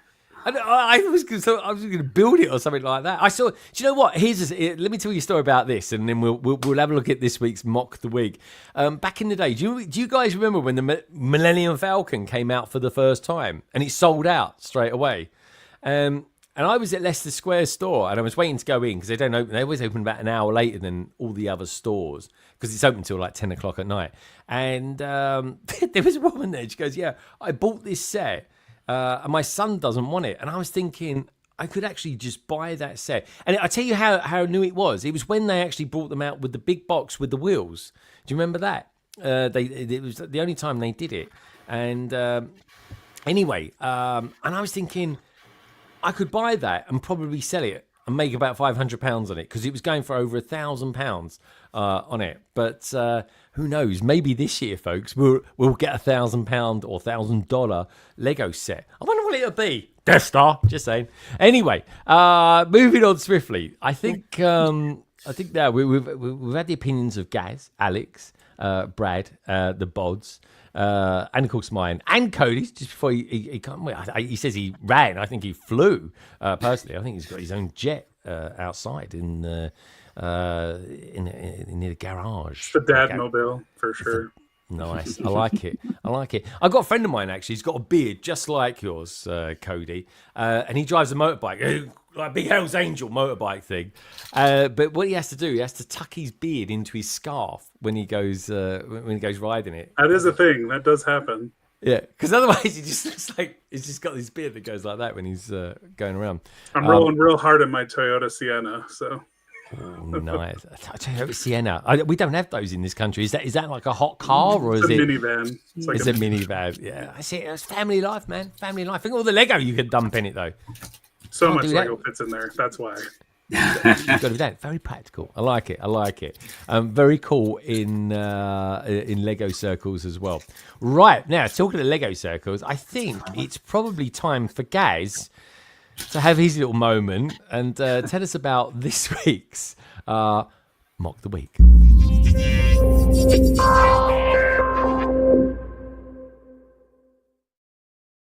So while Carrie's munching on yet more treats, and Ian as well, Gaz, what have you got for us this week? So this is actually not, I think last week it was a slightly larger one. Mock days. I had to say that because I know exactly what he's going to say. But this time it's on a lot smaller scale. So it's from Tim_Goddard928 on Instagram. So Tim's got some really, really brilliant stuff. The shapes and the builds he can get from Lego are just absolutely mind blowing. He was at Steam because he's works with the Teal Squadron, and he had this tower. I just show you briefly. And it's just like a work of genius because you've got not only have you got these brilliantly curved walls here, and this lovely surface there, but the fact that it all leans in. So I just can't get our heads around quite how he's done it. So he's already a genius anyway. But the one that caught my eye this week is, as I said, it's not on a big scale, but it's this one. So if you're watching Star Wars Skeleton Crew, this is the droid from that SM-33. And so when Lego brought out the set, they haven't included SM-33 at all, which when you watch the program is a bit of an oversight, seemingly. But then Tim's come up with this, and it's kind of more or less minifig scale as well. But so he's managed to build a mock in such, as I said, in such a small, compact way. I'm saying that word twice. But it just looks really, really great. And it does really capture him whilst also following the Lego aesthetic of being kind of sort of slightly cartoonish as well. So I just think it's really, really brilliant work. And again, I think it's a really, really, really cool skill to be able to get a build that small and look like the source material if you're replicating something. I mean, he's just got some really, really great pieces in this. So you've got like the helmet piece there, and you've got the droid claws here, and he's even got like his peg leg. I guess I'm not too sure quite what the hamster is. I think it's possibly that thing that lives in his eye, maybe. That rat thing, lives in his eye. I love it. I mean, is everyone on the panel? I don't know if Brad's really into Star Wars, but I am loving Skeleton Crew. Like it's so good. You guys, everyone's nodding. Excellent. What about you lot out there? Are you enjoying it as well? I think it's brilliant. This looks really good. Gaz, so how did you come across this person anyway? And this is quite cool because I don't think no one else has done anything about SM-33, have they? No, I haven't seen anything else, particularly in this scale. Because I think it's probably going to be. It probably will tower over a minifigure, to be fair. But at the same time, it's not hugely massive. I think it's possibly a similar sort of scale to K2SO, maybe when that came out. If you think about like in the second episode, when he's kind of against the pirates, and he does massively increase in size, doesn't he? When he's about to attack. So that's a kind of good point. Actually, yeah, he does. Yeah, he sort of kind of bolts up instantly. Yeah, wish we could all do that. Yeah, I know, but also as well, he's got an off button on his neck. I mean, that's a bit of an oversight if ever there was one. But there we go. He's also got a rat that lives in his eye. Oh yeah, Yeah, how accommodating. He's driving it, really. That's what it is. Guys, that would be really good, actually. Yeah, but basically, he's a mech. He's not actually a robot. He's actually a mech. Oh, God, we're theorizing now. I love it. Just being able to get this in that much detail at that scale, I think is pretty genius. You've got a few more pictures here, so you can see some of the craziness that's going on here slightly. In that, you've got like a stud coming out here, then you've got the connector then for the hips just coming down here. So that's just a normal claw, the 1x1 claw that's like that, as opposed to that. I don't really know how you describe that other than showing with my hand, sorry. And making a use of these, I always call them like the lollipop pieces. I mean, we get so many of those spare as well. So, just being able to use them again is really, really great. And then he just helpfully then just shows a breakdown of the whole thing at the end. So you can see just the pieces made up. So it's not a huge amount of pieces, but he's just managed to get it all compact in and just makes it just look absolutely spot on for the program. And I just think that is really, really great skill to be able to do it at that size. And also it just shows, well, your mocks don't always have to be massive. You can have them small and they'll still make as much of an impact as long as you have some creativity behind you and some drive to sort of get what, just work on it until you get it how you want it. So definitely worth having a look at this guy. Yeah. So remind us who it is again, guys, where we will find him. So this, he is Tim_Goddard928 on Instagram. And if you're in the UK, he usually does display with Teal Squadron as well. You can't miss them because they are really good. Yeah. What colour do they predominantly work in, guys? I want to say yellow. Pink. Oh, is it pink? Sorry, my bad. Carrie, pink. Carrie, what are you guys eating at the moment? What's going on in there? You just got reinforced. Finish off the Christmas cheese. No, yeah. Carrie, I've still got mine. I'm still getting through mine. Yeah. What about you, Ian? Not much sausage left. No, sausage is almost gone. Don't worry, that's old age. Don't worry about that. Good stuff. All right. Keep going. Thank goodness for cheese, though. I mean, honestly, I don't stop. I really don't. That's why they're so good on their streams. Good stuff, guys. And so, how many posts? 16,500. It's good. So, mocking is his thing. Is he predominantly Star Wars, guys, or does he do other bits and pieces as well? It's mostly sort of Star Wars based, but a lot of it's sort of extrapolated then to. More sort of custom bits as well, so look at that. Well. I'm liking that there. The what do they call them? Gonk droids. I love a gonk droid. Yeah. So we've got several different ones here, but again, I mean, it's just small and simple. But then it's just been able to find a way of sort of customizing them again, isn't it? I guess it's similar really to what Andy's looking to do as well with the. Soapbox as well, you just have a small build, but you just find a way of customizing it, but keeping it in sort of in the standard as well. So, which is what Tim's done here as well. Yeah, no, definitely, it's really good stuff, man. Great skills. Yeah. Can you just go back to that SM33 again? Because I was thinking as well. Paboo's just picked up on the detail in the build, in the kind of habitat that they've built for him. There's a lot of good techniques going on there, and I like the way they've used the gold as well. And you've got that kind of pipe effect. It's really good, really, really good. So just bricks going in all sorts of crazy directions as well, which is what we love. Yeah, like the floor, that's bricks going that way, and then the walls that way, but some of them are going that way. Yeah, brilliant. Yeah, I tell you what though, you put a minifig head on that. There's a bit of bulk about it, guys, isn't there? You know what I mean? Yeah. Just saying, there definitely is. All right, guys, remind us again who the person is, who the Mock the Week bod is. Yeah, it's Tim_Goddard928 or on Instagram. Brilliant stuff. Okay, and that was this week's Mock the Week.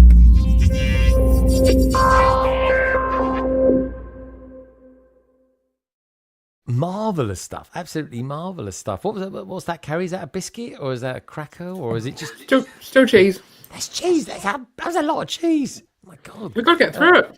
I know. I've got so much to get through as well. I'm just making up excuses. I had like an omelette, a cheese omelette yesterday with brie in it, of all things. And today I had cheese and pickle sandwich with all sorts of chutneys and stuff. It's lovely.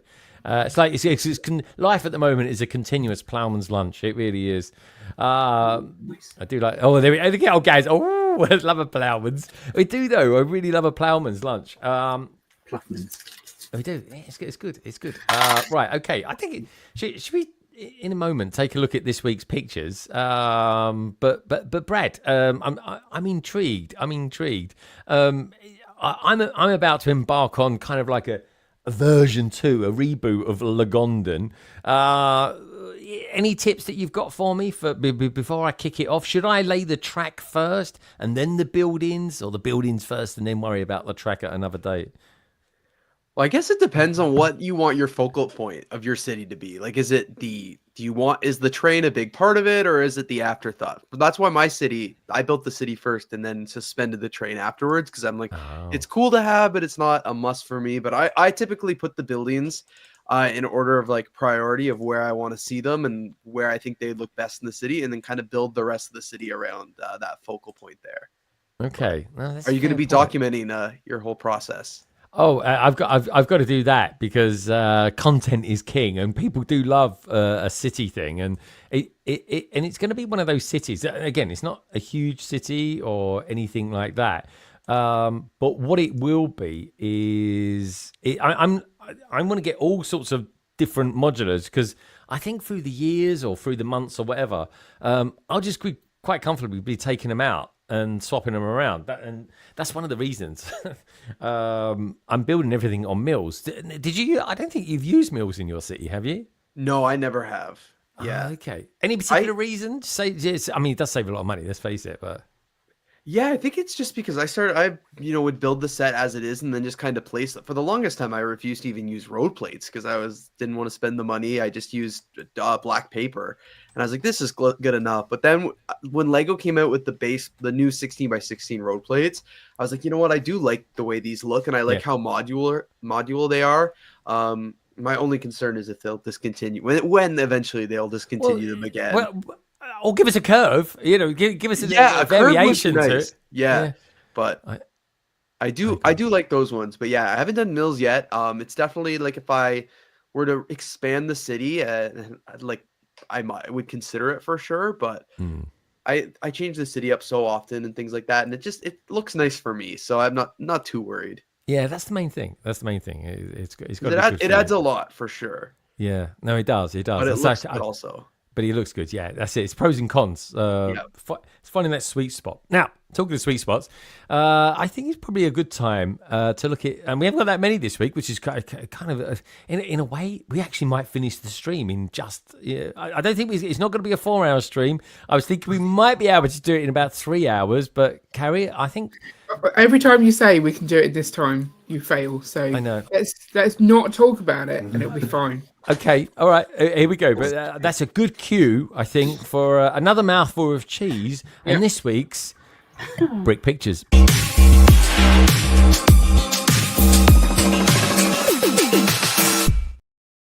Oh, it's so dramatic, that one. I love it. It really does. It it kind of frightens you into action. Anyway, let's have a look at this one. This looks like, again, it's another one of these Ewok flying machine things. No, sorry, Leonardo da Vinci. Or is it a vintage Batman? Just saying. If you see it, you see it. There we go. That's all right, isn't it? Who's that geezer there? Was that Dumbledore? Oh, no. That's Leonardo, I suppose. Gandalf. Right. Gandalf, is that the other one? Yeah. What have we got here? Oh, blimey, he's got those a bit late. There we go. They do look nice, though. I like the little ring pieces on those, guys. They look good. Blacktron. I've seen people around at the moment, right, with black T-shirts with these Blacktrons on them, Gaz. I need to get that. I need to get one of those. Anyone out there? Anyone out there? Lego? Got any cheap ones going? But yeah, I like these. Is it me, right? That these lucky knots, as they say. They look like they got legs and arms. Or is that me? Do you know what I mean? The more I look at it, the more I see legs and arms. I can't unsee that now. Do you know what I mean? Just saying. Anyway, great. That's from Christopher Chalice.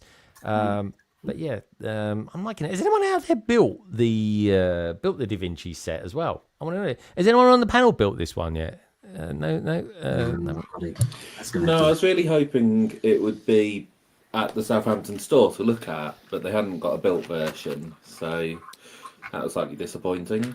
I can see you building it, Ian. Honestly, that's one of your ones. I know you like the old quirky bits, but I imagine that we will get it at some point, but we don't tend to buy stuff at full price. I'm not interested, so this will be a you buying. You'll be making a decision for once. Which is unusual. Exactly. I don't buy much Lego. Yeah. Well, this is it. You do, you just don't realise. Yeah, that is the thing as well. You're welcome, Chad. Sometimes when you're not even there. It's the thing. There was a lot of funny little characters from the distance there. It's like they're walking along. See some real ones actually the other day in the shop. I was like, oh, they look just like the Lego one. This is we're going to see a lot of this, aren't we? A lot of Technic at Bricktastic. Steve's going to be coming down, showing it all off. I like it. This Technic doesn't get enough love, I don't think, at conventions. Just saying. The set that nobody asked for. That was a weird set, that Da Vinci one, but I kind of want to see it. It'll get proved wrong. Oh, look at this. This is what I'm going to be building tomorrow. In fact, we'll still be live this time tomorrow, guys. Hopefully, I'll be on about bag 17. It's got 20 bags in it, this set. But yeah, looking forward to building that tomorrow. It's nice, isn't it? Look at that. That's nice studs. It's a nice little shot. That's going to be my promo picture. Just as I go live tomorrow, folks, that's the shot going out. If you see this, you know I'm live tomorrow. It's a fact. It really will be. Brad, you've built this set recently, have you not? I did. I built it this week. I love that set. I think they did. I don't normally buy modulars on day one just because I'll get them eventually. I don't need to rush out and get it. But this one, as soon as I saw it, I was like, I really like that build. I wanted the gift with purchase. Had the VIP points for it. So I was like, there's no harm in getting it. And I really enjoyed it. I love that they did it in this new style. And then with that new style, it was cool to see how they were able to integrate new building techniques and just little things that we haven't seen in previous modulars before. I definitely think this one, some builds can be so repetitive when you're building it, what's going to come next and you're almost kind of sick of it. But this one, sometimes I'd be building something. I'd be like, what am I even building yet? Because the pieces they used and the techniques were just pretty interesting, I thought. And then when you see it all come together, it's like, it's kind of like a light bulb moment. I mean, I feel a lot of the time what you're building is a clock. Yeah. That's generally there are a lot of clocks. He ain't got the clock floor. It was a lot of clocks. Yeah. I don't think I've looked at a couple of reviews when they first came out, and I'm pretty sure I definitely got the impression there was a lot of clocks in it, but I don't think anyone's actually counted the clocks. So there's a lot of clocks. I've forgotten. I think there's 10 on display just on the second floor, but then there's some in the other levels as well. The clock shop. And they all set at the same time as well, though. Yeah, exactly. Yeah, they do. Yeah, that's weird, isn't it? But I can't wait. I honestly cannot wait to build this tomorrow. This time tomorrow, we'll be nearly there, folks. We really will be. Gaz definitely will be. He'll be done and dusted already. But yeah, the kiosk as well. I'm looking forward to building that. I'm not going to build that tomorrow, folks. I'll be lucky if I get the whole thing built. But my money's on Gaz first, then Nicole, then Madlib, and then me if you're lucky. But anyway, looking forward to that. This is for Meredith, Pink Wheels. I know. I thought it was a bit of train track or something, but no, this is part of New Hashima. Blimey, what's going on there? What's she got there? Has she cutting up plates? It's scary, but true. But look at the Lego in there. I bet that's really strong as well, then. Oh, yeah. That'll be triangle set. Oh, yeah. It's gorgeous. Anyway, got to be for those giant skyscrapers. They love a giant skyscraper. They really do. Talking of skyscrapers, actually, Brad, you got a couple of skyscrapers in your city, haven't you? I do, yeah. I'm from Toronto, so I love the look of the skyscrapers. So yeah. I've added a lot. I'll have a lot of the modulars, and then there'll be skyscrapers coming up because one of our architecture types, I guess, here in Toronto is we have a lot of heritage buildings that they're not allowed to tear down. So they'll keep the facades of them and then just build these huge condo buildings on top of them. So I really like that style. So I've tried to incorporate that in my city where I can. Exactly. This is the thing, New Hashima. That is the thing. It's a great idea, and yeah, actually, oh, here we go. So this is a video that Meredith sent me showing the lighting system that she's installed on her new Hashima section. Good grief! Look at it. All right, we'll play it again. Play it again, Sam. Look at this, guys. I mean, that looks great. I need to find out how that works. Her husband, I think her husband does all the electronics on it. Yeah. I mean, that looks really good. I mean, it's like, I think I'm looking at Knight Rider here. That's a set we need. Yeah, I think Meredith said that her husband does a lot of the soldering and stuff. Yeah. Oh, do you know what? It looks like a peaceful. What was that? The run in Star Wars when you've got the X-wings being chased by the TIE fighters. Oh, the trench run. Yeah, the trench runs. That was a great game. Yeah, I used to love playing that on the down in the on the Ataris and stuff. Guys, what are we looking at here? Oh yes, this is just a close up of the figs I got from Automatic. Yeah, so that's that one. You can see the arm prints in that one better, and they are beautiful, beautiful arm prints in that one. It's a really nice figure. I have to get that. Maybe I'll get that at Bricktastic or something like that. Someone's got to be selling that there, surely. Who knows? And that's Dean Thomas, who is the... Oh, he's a West Ham fan. Yeah, that's right, yeah. But I didn't have him for that series. I've got to get him then. Well, did he come in a set or did he come in the CMF series? CMF series 1 for Harry Potter. Oh, I got that. I think I've opened them. I think we did. I'll have to remember, guys. Might have to do that. Oh, there we go. That must be a ghost. Yeah. Yeah, I think it's Rowena Ravenclaw. I think that's the one it is. I'm sure Chris will tell me if I'm right or not because I always get the ghost names wrong. But yeah, so she came in the Room Requirement set, the recent one from the Deathly Hallows. Very cool, Hannah. Good to see you, dude. Very cool. Oh, Gaz. Now, what's going on here? I'm picking up elements of CMF series. I'm picking up custom Lego. And I'm picking up maybe non-Lego as well. Gaz, explain what we're looking at here. Yeah, so that's the FO set I've got there glowing, just because I wanted to see what they're like for one, and also it's quite a nice build, to be fair. That one, it's really cool looking, and it's a steampunk one. So Lego don't do steampunk, so I wanted to give it a go, and I did really like it. I did really like building it, and it's all printed pieces, including on the doors and windows. There's some really lovely prints on the windows. Actually, they've got some stained glass ones that are printed. Well, I think it's good that FO have come along. They seem to have a pretty high standard, and it's going to keep Lego on their toes. I don't think. I think competition is a good thing. I don't think they are competition, but I think competition in quality. Alex, wouldn't you agree? Competition in quality is a good thing to have. It keeps you guys on your toes. Yeah. Yeah, absolutely. Yeah, no, totally brilliant stuff. Gaz, another picture. What's going on here, Gaz? Oh yeah, so this is the actual figures that it comes with. Okay. The prints of them again are really, really fantastic, and they're not that bad really. I know they're not Lego minifigures, but you know, who's that? Is that Ron Weasley? Is that a Ron Weasley? No, they have got names. I just didn't memorize them or anything. I think they look okay actually. Yeah, and they come completely disassembled though. So if you built one, you've got to put the arms on, the hands on, everything. But Helena Ravenclaw, sorry, thanks, Chris. Guys. Because it's her daughter. But yeah, so they are really, really cool, and you do get some alternate hair pieces. So the chap with the goggles here, there's like a little flying machine on the top, so you can swap that for like a flying helmet.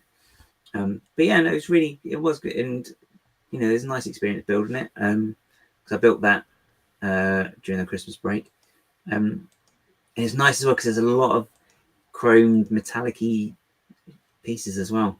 So like the silver there, that's actually quite sort of reflective sort of silver, and then just inside there's an airship you can see just through the window, and that's metallic-y goldy silver as well.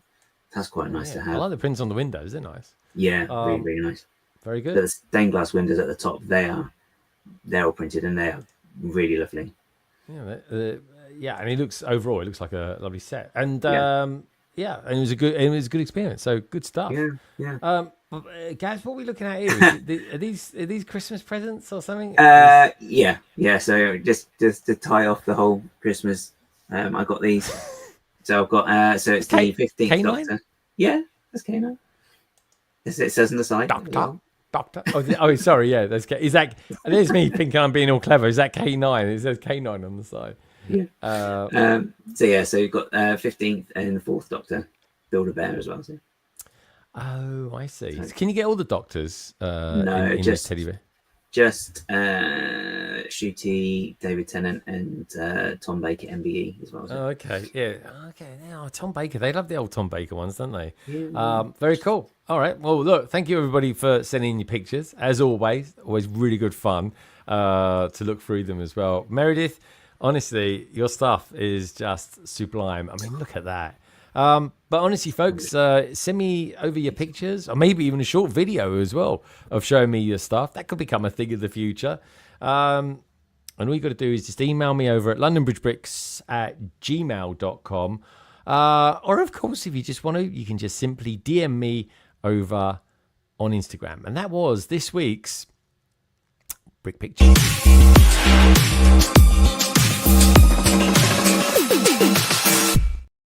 Alrighty, so that's it. We've kind of come to the end of the stream. My word, I think we're definitely going to be under 4 hours this week. So phenomenal stuff. I'm super happy about that. So anyway, with that in mind, let's go around the panel to see what the boys and girls are going to be up to in the next couple of weeks or so. Let's go with Alex. Alex, are you going to be flying off anywhere? Yes, Tuesday fly off to Melbourne. So, nice. Oh wow! It's an interesting flight. You leave Tuesday night, so I think it's like 10 o'clock at night out of LAX. 16 hours direct, and you land Thursday morning. Wow, so that's a little bit of a mind bender. Yeah, because I suppose the way the plane's going, but yeah, so 16 hours direct. I think we can do it from the UK.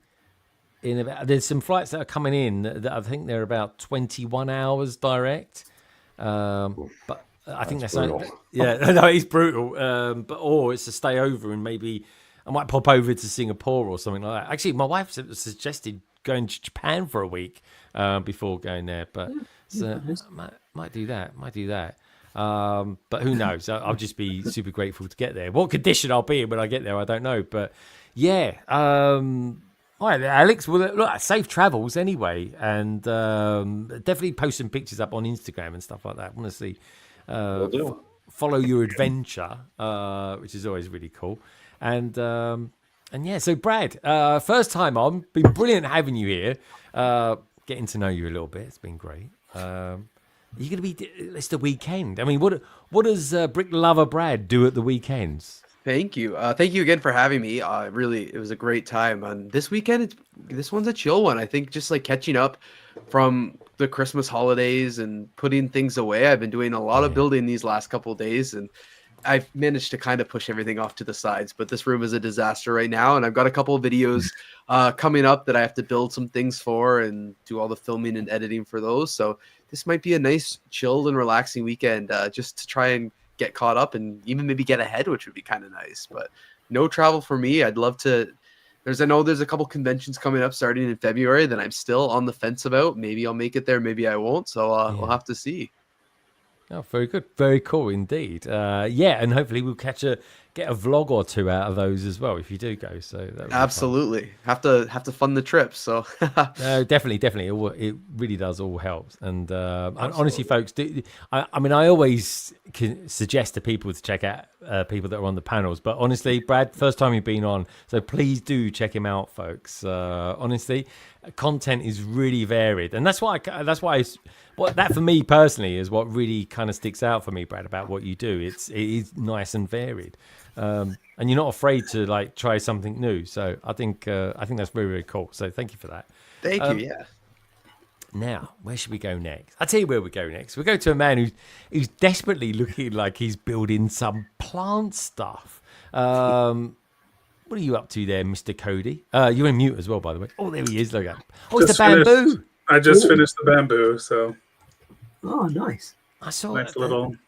Oh, it does look nice, isn't it? It's so nice. Building himself. Yeah, everything about the really botanical line has been great, right? Like big seller, big seller. It really is. That's what I gave everyone, like all the women in my family for the holidays. They all got plants, Lego plants. Yeah. So, and then I earlier finished the donut truck too. Oh wow, ooh, that's quite girthy. That is. I like that. Oh, I like that. That's fun. Well, guys, I'm gonna have to get that. Oh, that's really cool. Printed tiles. These are all printed tiles too. Printed tile, printed tile, printed tile. Yeah. Oh, so printed. What did you say there, Carrie? You can't eat it, Carrie. Yeah, it's out of stock on our Lego.com. I tried to add it earlier. No. Oh, I think they might have that down the road, Carrie. I can have a look. Yeah. Oh, I'll go down the road. I'm marking the gift for purchase though. I'm trying to hit that magical 65. Oh, I see. Right. Okay. Cody, brilliant little set. Weekend is my 10-year-old's birthday party, so that's my hoopla. No Lego for this. Yeah, double figures. My middle child just turned 10 on Monday, so we're doing her birthday party at a trampoline park tomorrow. Oh, excellent. Trampoline. I've been on a trampoline for years. Cody, you going to be able to go on the old trampolines? Last time I did it for my last kid's birthday, I felt pretty rough after, so I think I will avoid the trampoline. Okay, yeah, it's got bad back written all over it, hasn't it? It really has. Not kind to your, white bearded men very well. Yeah, really particularly kind to those that of a certain age that haven't got a beard. To be honest, yeah, it's all I say, folks. If you're going to get on something like that or do something like that, limber up. Because it's I'd have to wear a knee brace and a back brace and all sorts of devices. I love it. It's what you see with these geezers and that people that go skiing. They've never skied in their life, and they're like, "I'm going to go to the Alps or wherever, the Aspen, to do some skiing." And they come back and they're sore, busted legs, and it's just like I'm a little wary of trampolines from the Beyond the Brick stream a year ago when they did the charity stream, because my last thing I was on the trampoline doing snow angels, and right after the stream I fell off the trampoline. The steps slipped away and I fell. Didn't get it on film, unfortunately, but imagine the views. I'm like, no more. No more. Yeah, exactly. Yeah, take it easy. Wear a crash helmet. You know what I mean? Even if you don't go on there. All right, good stuff, Cody. Well, it sounds like you're going to have a hectic but fun weekend coming up. Oh, and then just real quick, if I can shout out Brick Slopes. Always. Hopefully we'll have this weekend up. We'll have the hotel for Brick Slopes, Colorado. So if anybody's coming in April, that will hopefully go live this weekend. So. Awesome. All right, and let me know as well. Yeah, like I always say, and I know Larry's well averse to it as well. Yeah. But yeah, just let me know. Always happy to give you guys a shout out. You know that. Come say hi to Larry. It'll be great. He's going to love it. That could be the thing. Say hi to Larry. I like that. That's a good catchphrase. And thank you so much as well for the Gringotts sign. Oh, absolutely. Yeah, I'll have to get your address and ship this over. Definitely. Send me a picture of it as well, because I want to send it over to Chris. Can you imagine what OBS is going to say when he sees that, guys? He's going to lose it, I'll tell you. All right. No, talking to you don't lose it. I won't lose that. Don't you worry. I might even make a video about it. Thank you, Cody. Guys, minifig what are you going to be doing tomorrow, guys? And next week, are you actually going to stream this week? I'll start in the right order. So tomorrow, I'm going to go to. I've got to go to IKEA because I need to get some new shelves for in here. Okay, you've got about 2 hours to do that in the morning. Yeah, then I'm going to go around to see Mum because I haven't seen her for a bit. In about two minutes. And then you're washing your hair, right? Washing your hair? No, that's at least 2 days. Gaz washes his hair in the tumble dryer. In the tumble dryer.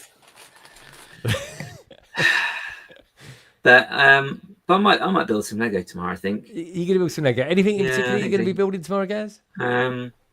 Maybe Gringotts. No, I'm going to build Tudor Corner, innit?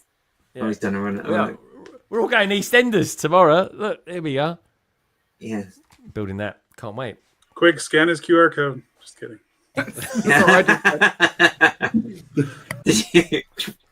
That's it. Put it on hold. Carrie, whenever Carrie does the video, she's like this. She's very particular. She'll do that. Got to check those points. Exactly. All that's up. Every little helps.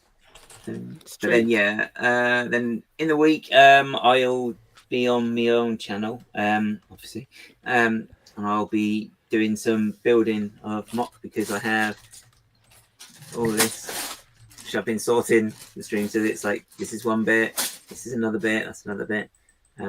So yeah. It'll be all good fun. Well, don't sound too excited. I can't believe Gaz can actually be bothered to do a stream on his channel for the first time in God knows how long. I've barely been able to get into this room on a regular basis. You should see, everyone should, honestly. Outside of this. Yeah. Outside of what you see, it's like apocalypse. It really is. It's just a real life apocalypse, but after all the bags have been tipped out as well, I was like, oh my God. Yeah. Oh, very cool. Thank you as well to GamesBrick Studios, who's just joined. Got a new member. Welcome to Greater Londoner as well. Good to have you here, GamesBricks. Thank you so much. And so the BrickBods. Now, BrickBods, I was watching your stream last week. I was having good fun as always. Did you actually finish the Tudor Corner, or are you going to finish this week? We'll be finishing it this week. Yeah, we got, I think, about halfway. I can't wait to build the rest, so that's what we'll be doing on Sunday. Yeah. I did also. I've got a penguin now. I thought I'd. That's actually quite cute. Is that from the 3-in-1? That's the 3-in-1. Yeah, it's very good 3-in-1. Happy Week version. Halfway through. Bonnie's going to be building that soon. Yeah, very good. And I also built this one. Where's his arms? Oh, that's a great little set. It's the arms, yeah. He's just working on his bum at the moment. But yeah, the baby one's the cutest. Yeah. That's great as well. Oh, he also wrote a Jeep. We've been busy today, and I've sorted lots of dots. Lots of Jeep dots. is amazing. Oh, there we go. Did you put the sticker on properly though, Ian? Well, he didn't. I'm not allowed to put stickers.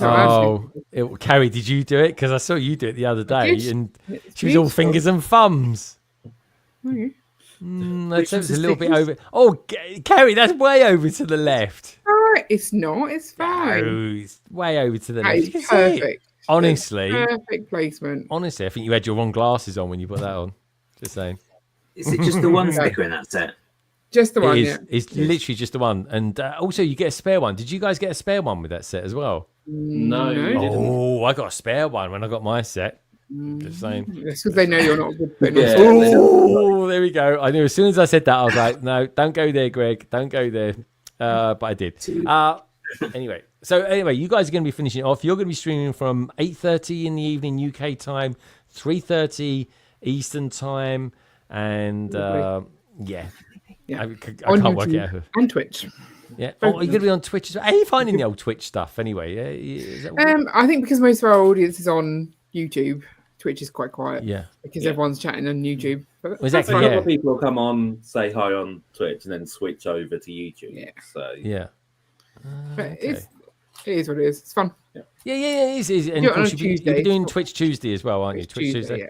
Good stuff. All right, lovely stuff. Okay, folks. Well, as you heard from Gaz a moment ago, tomorrow I'll be back in literally 13 hours. I'll be going live again for 12 hours to build this year's modular, the Tudor Corner, which a lot of people are pinning on and saying it is the best modular, if not at least in the very top 3. And do you know what? The fact that it's British, I'm pretty proud of that. I'm going to have to try and get the designer on as well because I'd like to, compliment, talk about it, the process and all that kind of good stuff that we get with the designers. So that would be kind of cool. The survey, folks. Have you ever played with an original Game Boy? Didn't really talk about too much about the Game Boy. All we know is it's coming in October, really, don't we? Yes, 74%. No, 22%. The heck is a Game Boy? 2%.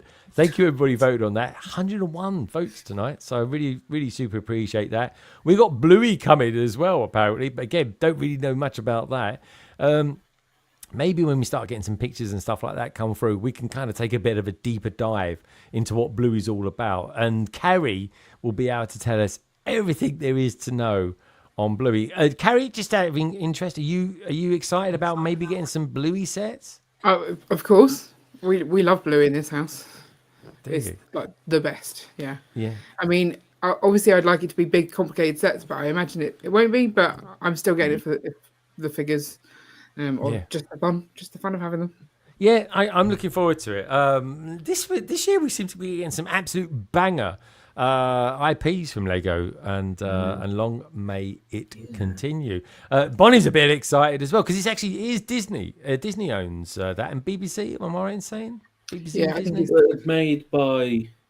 I think it's technically owned by Australian state company. But yeah, so BBC and Disney both have licenses to show it. It's Stuff like amazing. Disney. It sounds like the Doctor Who guys. Maybe we'll get some Doctor Who sets coming one year.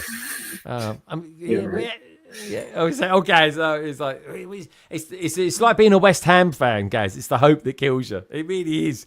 Anyway, Graham Potter couldn't quite weave his magic for West Ham tonight. We ended up losing 2-1, but anyway, it's the FA Cup, so we can focus on the league now. So that's a cool thing. Otherwise, folks, I just want to say thank you as always for the BrickBods being on tonight. Gaz. As well, guys, we're going to be together for 12 hours tomorrow. You know what I mean? Like I said to Cody, limber up. And Cody, I hope you have a fabulous weekend as well, especially your daughter. It sounds like it's going to be super exciting at the trampoline as well. Yeah, brilliant stuff. Brad, I hope you have a relaxing one as well. Put all those bits away that you just don't see off camera. That's the issue I've got with this now. The camera's facing that way as opposed to that way. You get to see everything, so I've got to kind of keep it quite nice. And of course, Alex for being on as well. Alex, as always, super appreciate you being on tonight and being as candid as ever. Really, really good to have you here, my friend. Thanks for having me.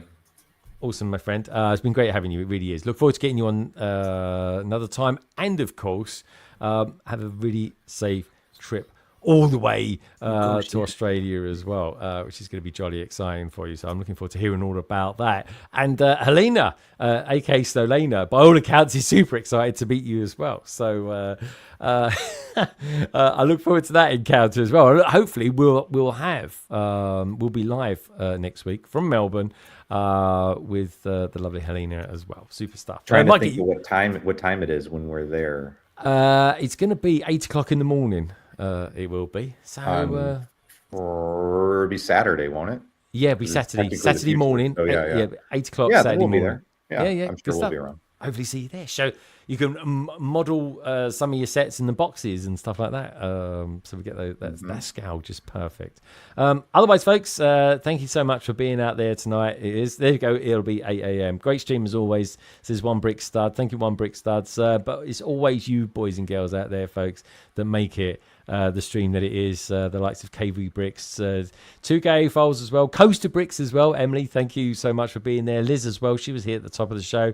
Salix Kate, Polar Bricks, Paboo, Lego Team B, Lady McBrick, she's going to be streaming with me tomorrow with me, Gaz, and of course Madlib as well.